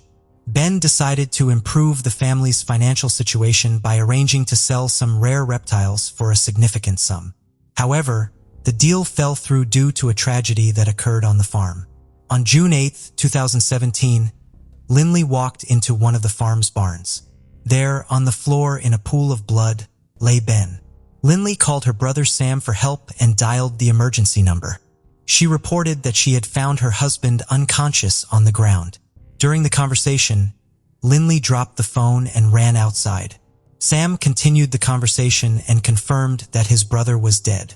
Sam suggested that a snake might be to blame for what had happened. Montgomery County Sheriff's deputies were called to the snake breeding facility for the first time in a long while. Law enforcement officers were afraid to enter the farm facing over 3,000 snakes and having to conduct an examination of a man lying in blood, wary of a possible attack from a deadly viper believed to be the assailant. However, when coroner Dave Colbert arrived and took a closer look, he discovered a shell casings on a shelf at eye level. This was something far more sinister than a venomous snake bite. Shell casings were found near the body, but no weapon was discovered. The assailant had shot Ben multiple times in the back and head. None of the relatives heard shots or saw the attacker. Sam and Lindley were taken to the sheriff's office for questioning. Lindley suggested that Sam might be involved in her husband's death, even citing a motive. Apparently, Ben wanted to sell the house, but Sam was opposed. Sam was asked to undergo a lie detector test, which he passed. The police had no reason to detain Lindley and Sam, so they were released. The investigation into who might have wanted Ben Rank dead began with various theories proposed, the first being robbery. But it remained unconfirmed, as none of the rare snakes were missing and all valuable items remained untouched. Just days after Ben's demise, police interrogated Lindley again and tested her hands and clothing for gunpowder residue. However, results came back negative. Following her husband's funeral, Lindley ceased communication with Sam and Eli altogether. She sold her husband's business, inherited the house, and sought to claim a life insurance payout for Ben worth $1 million. After receiving the insurance money, Lindley planned to sell the Rennick family home for $740,000. Sam's family was notified about the eviction. Discovering the rapid insurance claim and business sale following her husband's passing, Sam Rennick suspected his brother's wife in the tragic event. Sharing his suspicions with investigators, Lindley was called in for another interrogation. There she admitted to having complex relations with Ben and occasionally meeting with a man named Eric. Eric had an alibi, so he was excluded from the list of suspects. Lindley's admissions were startling. It turned out about 3 years after their marriage was officially registered, she was unfaithful to Ben with at least 2 different men. Messages between the couple showed that Ben suspected his wife of infidelity, which had indeed strained their relationship lately.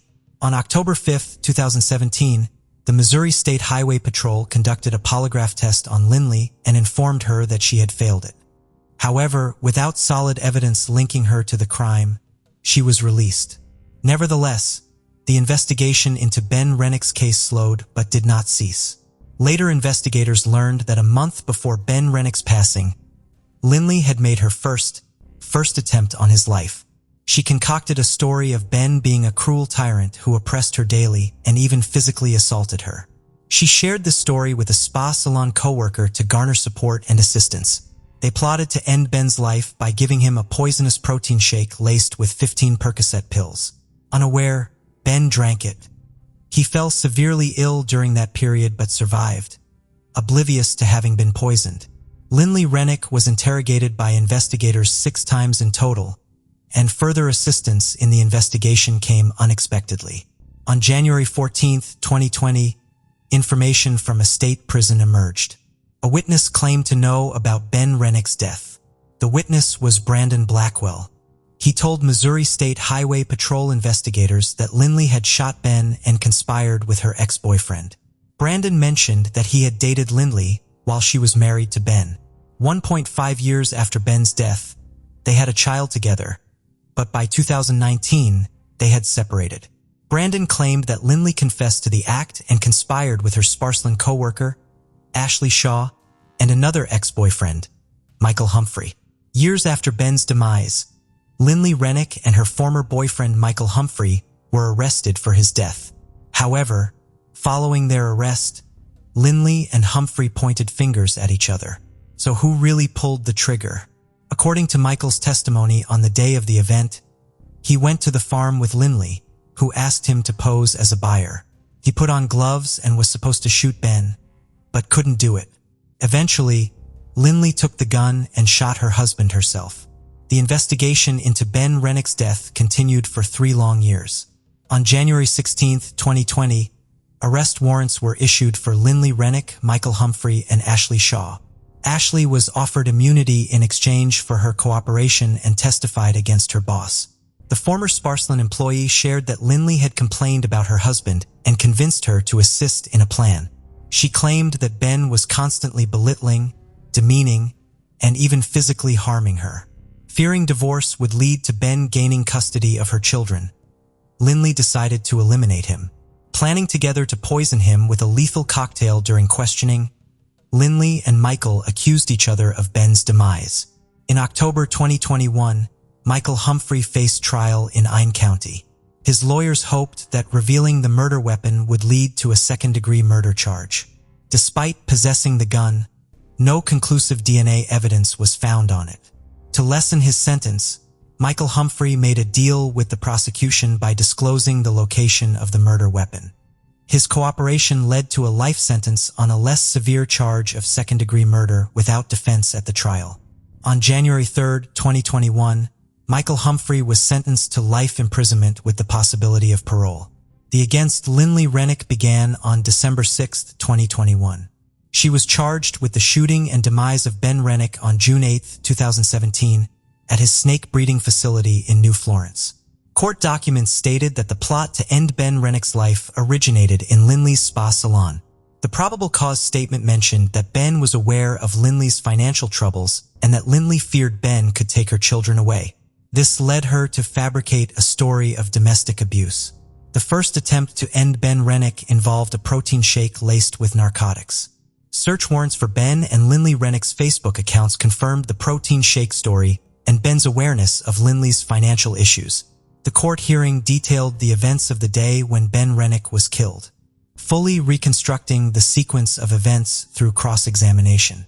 On the day of the incident, Michael Humphrey picked up Lindley from the spa salon, while Shaw sent text messages from Lindley's phone inside the spa to conceal their true location and mislead the investigation. According to court documents, Humphrey intended to end Ben's life but asked Lindley to do it. After firing shots, Humphrey collected most of the casings but missed some in his haste. He also disposed of Lindley's clothing after returning to the spa, where Lindley took a shower, which helped avoid detection of gunpowder residue on her hands and clothes. Defense attorney Catherine Barrere asked Lindley Rennick to share her personal and family history, education, relationship with ex-boyfriend Michael Humphrey, work history, and the lead-up to her marriage with Ben Rennick. This was aimed at portraying her as a victim of domestic violence. However, no evidence of such violence was found, undermining this defense narrative. Michael Humphrey was part of a group that allegedly planned to end Ben Rennick's life. Lindley Rennick described her relationship with Humphrey as codependent, involving his drug dealing and her addiction. She ended her relationship with Humphrey at the end of 2010, according to previous witness statements, but reconnected with him about a month before Ben Rennick's death. Lindley Rennick firmly denied the prosecution's allegations regarding the alleged plans to end Ben Rennick's life. This included the supposed failed attempt to poison Ben with a protein shake containing narcotics. The couple faced financial and marital difficulties. The spa center wasn't doing well, and contractual deals for selling snakes had yet to provide financial benefits. In court, Lindley admitted to having extramarital relationships with several men, expressing deep regret for her actions. By the time she considered discussing divorce, she was unsure who to turn to given her father's history with divorce and his strong views on both divorce and affairs. Seeking someone to support her in her conversation with Ben, she reached out to past boyfriends and reconnected with Michael Humphrey. During cross-examination by the prosecution, Lindley confessed to willingly participating in her husband's death and intentionally concealing Michael Humphrey's involvement. She cited marital difficulties, including disputes, alleged physical and sexual abuse by Ben, and the stress associated with his snake breeding business. Lindley feared Ben and worried about his reaction whenever she brought up the topic of divorce. On June 8, 2017, she brought Michael Humphrey to the farm that day. She claimed her presence at the farm was not meant to end her husband's life, but rather to discuss a divorce. Lindley mentioned taking out some trash from Ben before entering the nursery where she saw Humphrey and Ben washing their hands. Lindley described being unable to hear their conversation as she was preoccupied with how she would tell Ben she wanted a divorce. Her voice trembled while recounting seeing Humphrey draw a pistol and shoot her husband. Hence, she heard more shots. Reality hit hard. When Lindley returned to the snake breeding facility and found Ben's body, she called Ben's brother Sam, who arrived soon after. They checked for a pulse and whether Ben was breathing, hoping he might still be alive. Lindley expressed regret for not immediately informing police that she had been at the breeding facility earlier with Michael Humphrey. The life insurance policy that Ben had taken out years earlier could have resulted in a payout of $1 million. However, Lindley waived her rights to this money. During the court hearing, Lindley expressed regrets about her ongoing deceit. "I was just trying to escape from the truth of what happened," she stated, clarifying that she never wished for her husband's death. Following the final verdict, Lindley Rank's defense team chose not to petition for a new trial, and no appeals were filed against her conviction. Lindley Rank filed a defamation lawsuit against Blackwell, asserting that his statements about her involvement in her husband's death were false. However, prosecutor Kevin Zellner questioned Lindley's testimony during cross-examination. He queried why she didn't check on her husband after hearing gunshots, and why she didn't call 911. Furthermore, he asked why she sent friendly messages to him and Humphrey after the shooting, and continued to lie even when emergency responders got involved. During sentencing for second-degree murder and armed criminal action, Lindley Rennick broke down but did not admit guilt. On December 9, 2021, she was found guilty of second-degree murder. The 33-year-old was sentenced to 13 years for murder and an additional 3 years for armed criminal action in January by Judge Kevin Crane, a total sentence of 16 years. Sam Rennick's final words conveyed deep disappointment. He was astonished that an individual's life in Missouri could be valued at just 13 years. Ben Rennick, a young man brimming with hope and a promising future, found himself in a dire situation due to the actions of one woman.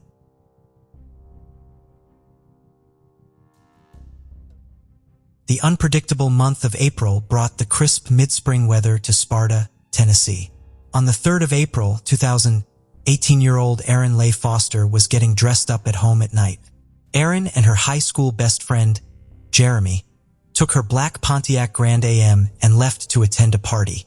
Before leaving for the party, they picked up Erin's brother, Will Foster, earlier from an arcade. Later that night, after attending the party, at around 10 p.m., both of the Tennessee teenagers were about to reach home. But neither Erin nor Jeremy were seen again. It was said that Will Foster was the last one to see them both.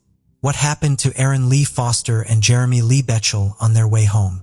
Are they still alive? What prompted Exploring with Nug to enter the scene? Sparta is located in White County, Tennessee. It is a fascinating small city with a historically significant downtown neighborhood. The city was named after the ancient Greek city-state Sparta. There are boutiques and fantastic local restaurants. Everything is family-friendly and the city is usually booming in the summer. The Calf Killer River flows through Sparta and brings a much-needed air of tranquility to the city. Our story begins here in this peaceful spot in river country. On February 28, 1982, a baby girl was born to Cecil Aaron and Lee and Williams Foster named Erin Lee. She grew up as a perfectionist in everything she did. She assisted her mother around the house and helped her dad with mechanical work. Erin aspired to become an airplane mechanic after high school with her mechanical talents. She had great pride in herself and her family, always willing to help her younger brother, Will Foster, if needed. Erin was a White County High School student, and it was there that she met Jeremy Lee Betchel. He was born on the 7th of November, 1982 to Ronnie Lee Betchel and the late Rhonda England Betchel Ledbetter in Smithville, Texas. Jeremy loved music. He enjoyed playing and became an athlete in high school. Erin and Jeremy turned out to be two of White County High School's best friends. Everything seemed normal for Erin and Jeremy until the year 2000. Sparta was stuck in the middle of the spring season during April. When the sky grew dark on the 3rd of April, 2000, Erin and Jeremy took Erin's 1998 black Pontiac Grand AM with the tag 473 EJR and left her home. They were heading to pick up Will from the arcade to go to a local party. At around 10 p.m., they both left. Neither Will nor the teenagers' friends could imagine that they would never see them again after the party. The following day, Erin's mother, Lee, informed her husband Cecil that their daughter hadn't returned home from the party. However, Cecil persuaded and consoled her by saying that Erin was planning to move out. Cecil reassured Lee by saying that their daughter probably would be back in a few days. So they both patiently waited. Then one night turned into another and panic sank in. As days passed, the teens' parents grew concerned for their daughter and reported Erin and Jeremy missing. It was a week after their disappearance that the concerned parents reported their missing teens to the White County Sheriff's Office. When the officials questioned them about the whereabouts of their kids, the teens' family recounted the incidents on the 3rd of April as best as they could remember. The officials started their search and reportedly followed leads that did not have a connection to Erin or Jeremy. And as expected, it all led to multiple dead ends. The missing case turned into a hopeless situation, and the missing teen's parents weren't satisfied with the investigation, since their children's rooms had never been searched. Also, none of their friends from the party had been brought in for questioning. Nothing could stop the case from turning cold. But 12 long years after Aaron and Jeremy's disappearance, in 2012, White County officials got a tip about 2 individuals being murdered and left abandoned near a well site. So the police periodically tried to dig up and recover the bodies after they received reports. But unfortunately, nothing came up. After 2012, there were no leads in the case. So understandably, the people in and around Sparta started to give their personal views on that. But nothing seemed to help the families recover their loved ones. Tragically, Jeremy's mother died of cancer without ever knowing what happened to her son. Almost 2 decades after their disappearance, in 2021, a selfless divers team named Exploring with Nug became aware of the case. As many might already know, the underwater scuba diving Angel team has solved the most challenging cold cases while exploring creeks and rivers. The group specializes in employing sonar technology. While every PD looked for clues and tips on the surface, Jeremy Sides and his team looked underwater to bring closure to the missing person's family. As a result, they have become a lifeline for families seeking answers. When Jeremy Sides of Exploring with Nug came across the case, the selfless hero decided to search for Aaron and Jeremy. During the initial search in Sparta, he didn't inform anyone. On the 24th of November 2021, the scuba diver tried to track down evidence in the missing teens case. The first search was an unsuccessful attempt. However, the search video was uploaded, and he told his viewers he would visit again to bring closure. And luckily, one of Aaron's family members saw that video. On the 28th of November 2021, when Aaron's family member was attending the church, she spoke to Sheriff Page, the man in charge. She asked the officer whether he knew Exploring with Nug or had seen his recent video, and the officer said no. So they spoke about the video, and Sheriff Page asked her to send him the link to that website. Eventually, when he got home, Page viewed that video and realized that Exploring with Nug was using an advanced scan sonar technology that their department didn't have access to. Also, he thought Sides might have been searching in the wrong area. So after reviewing the case thoroughly, the official found that the missing teens were both lost near Aaron's home. After a close inspection, he also fixed the precise location where the teens had gone missing 21 years ago. It was precisely between the center of Sparta and a big river near Aaron's home. He then contacted the scuba diving team and told them that they had been searching in the wrong area and gave them the correct location, which was the Calf Killer River. The lead investigator also said that while he was keeping the case open, they had ruled out foul play in the deaths.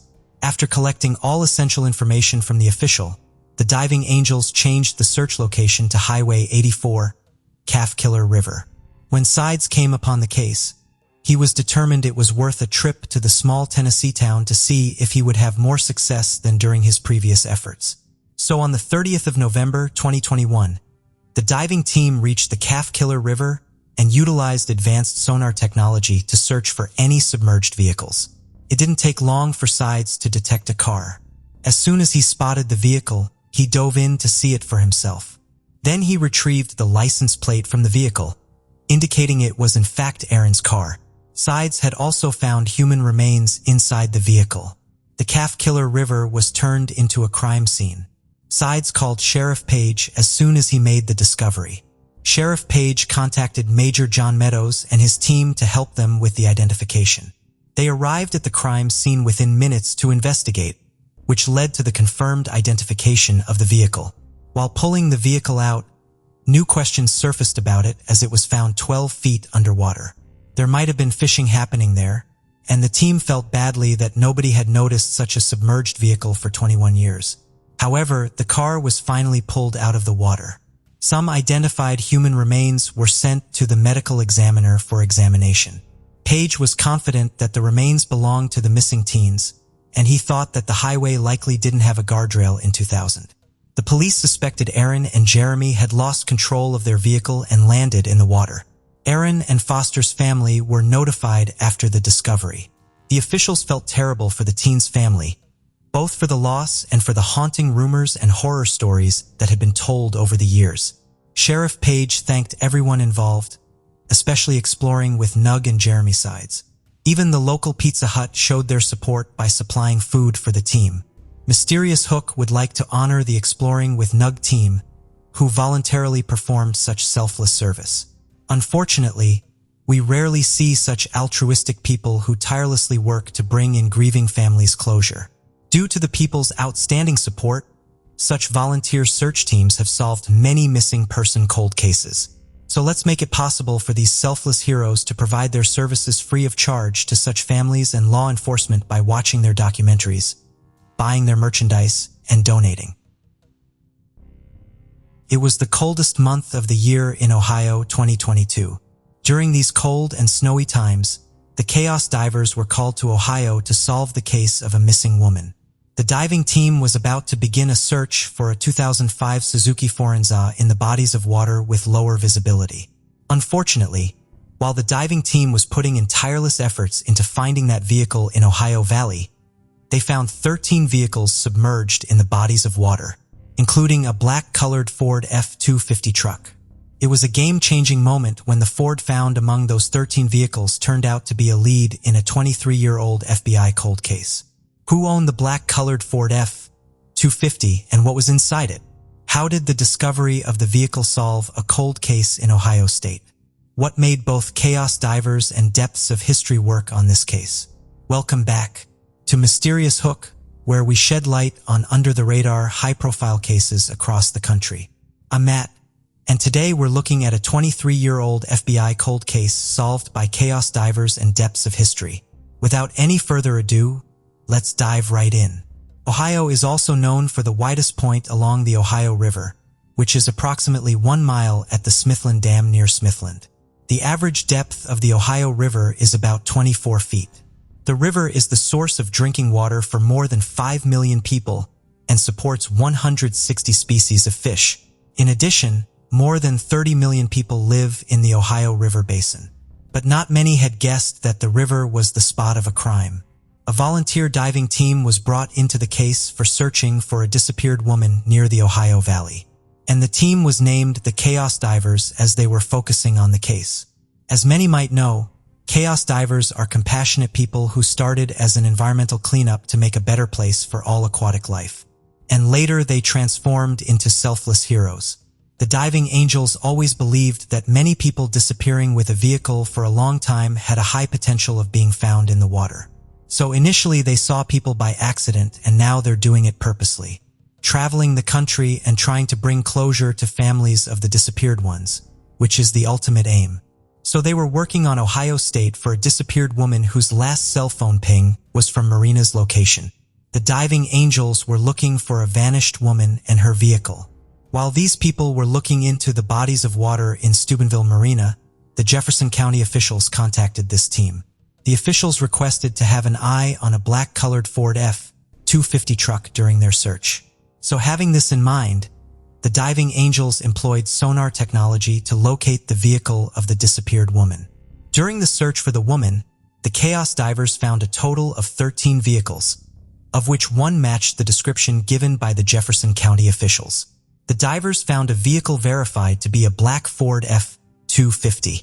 Other verification hadn't been done since the plates weren't found. The team immediately reported their findings to the Jefferson County officials. The diving angels never knew that the discovery would bring closure to an unsolved 23-year-old FBI cold case of a disappeared older man named Charles Floyd Hanlon. But that was the time when Chaos Divers started to know more about Charles and his mysterious disappearance that haunted his family for 2 decades. Who was Charles Floyd Hanlon? Well, let us go back to 1999 to understand Charles a bit better. It was a blooming season in Bloomingdale, and the calendar pointed to October 10, 1999. Born in 1940, the 59-year-old Charles was getting himself ready to leave in his 4-door extended cab, 1999 Ford pickup truck with Ohio license plate number BGA 4049. His truck's wheels were heading towards Florida to pick up a motorcycle. But soon after that, neither Charles nor his truck were ever found. Also, his family members never heard from him again. After his disappearance, The family members were shocked and immediately notified Jefferson County Sheriff's Office about Charles. When the officials questioned Charles's whereabouts, the family told them he was about to pick up a motorcycle in Florida. The family members added that they had no idea about his whereabouts. Also, they characterized Charles as 5 feet 11 inches, 178 pounds, Caucasian male with brown hair, eyes, and a mustache at the time of his disappearance. They even mentioned that Charles had medical conditions, including asthma and diabetes. Gathering all the information about Charles, officials confirmed that they were searching for him in Bloomingdale, Ohio, but no clues led them to Charles. Also, it was the late 1990s period when there were fewer technological advancements. Such factors contributed to converting the endangered missing person case into a cold one. Decades had gone by since Charles's disappearance, and still his family was left unanswered. After getting to know the mysterious disappearance story of Charles, the diving angels understood that they were connected to one of the most prominent disappeared person cases in the Ohio Valley. Charles would currently be 81, but at least after 23 long years, the angels were kind enough to bring closure to the case. So after finishing their ongoing search for the vanished woman, the Chaos Divers were back in the Ohio Valley with another public-spirited team named the Depths of History. It was their second visit to this area, and they started to dive into the water to get back to the truck. When they got into some of the deeper areas of the Ohio River, of course, they might have felt that it was utterly dark. However, they tried to stand on bedrock. Usually the bottom was mostly gravel if people were diving and got about 10 feet away from the shore. Most of the mud seemed to be near the shoreline. Nevertheless, nothing stopped the diving angels from discovering the vehicles. The first car was a Lincoln Navigator linked to an insurance company, but the second vehicle was one of interest to local law enforcement. The diving angels found the truck similar to the description of the one belonging to Charles Hanlon, a Bloomingdale man who had been missing since 1999. So the Chaos Divers, Depths of History, the Jefferson County Sheriff's Office, and Toronto Fire pulled out of the river at the Steubenville Marina. Charles's family members, Carolyn Parr, kept one hand on her aunt, Ethel Stevens, and the other on her phone. As the two of them stood on the riverbank, their attention focused on the tow truck pulling a long submerged Ford pickup out of the Ohio River. She felt that they had a lot of unanswered questions, but hopefully the discovery would help them discover what happened to Charles 23 years ago. The family members said that they were excited about this development. But unfortunately, since the truck was too bad a shape, Jefferson County Sheriff Fred Abdallah said it was hard to identify it at the scene correctly. They didn't get any VINs in the normal areas where they would be marked. The vehicle seemed so deteriorated and dirty. So after recovering, they just thought of moving the truck to a secure spot and getting it cleaned up so they could locate the VIN on the engine block or the frame. It was a tedious, time-consuming operation since they were going through every piece of dirt, silt, and debris in that vehicle.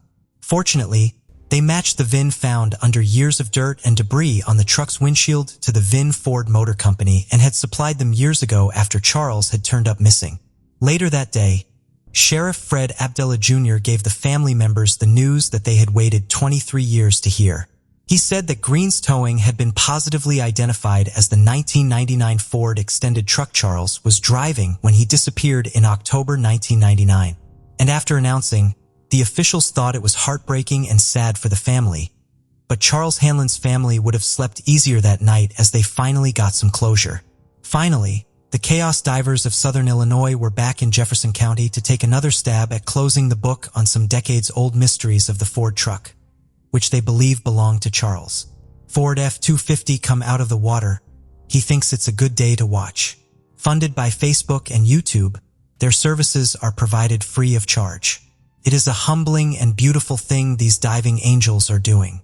Also, other teams across the country are doing the same thing, and the teams never stop there.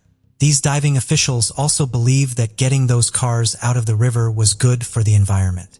So after many hardships, the Chaos Divers, Toronto Fire, and the Jefferson County Sheriff's Office marked other vehicles with magnets and floating buoys, pulling several vehicles out of the water. Finally, Green's Towing pulled them out of the rest of the way. Officials confirmed that they found roughly 13 vehicles in the Ohio River from a green buoy to the train bridge.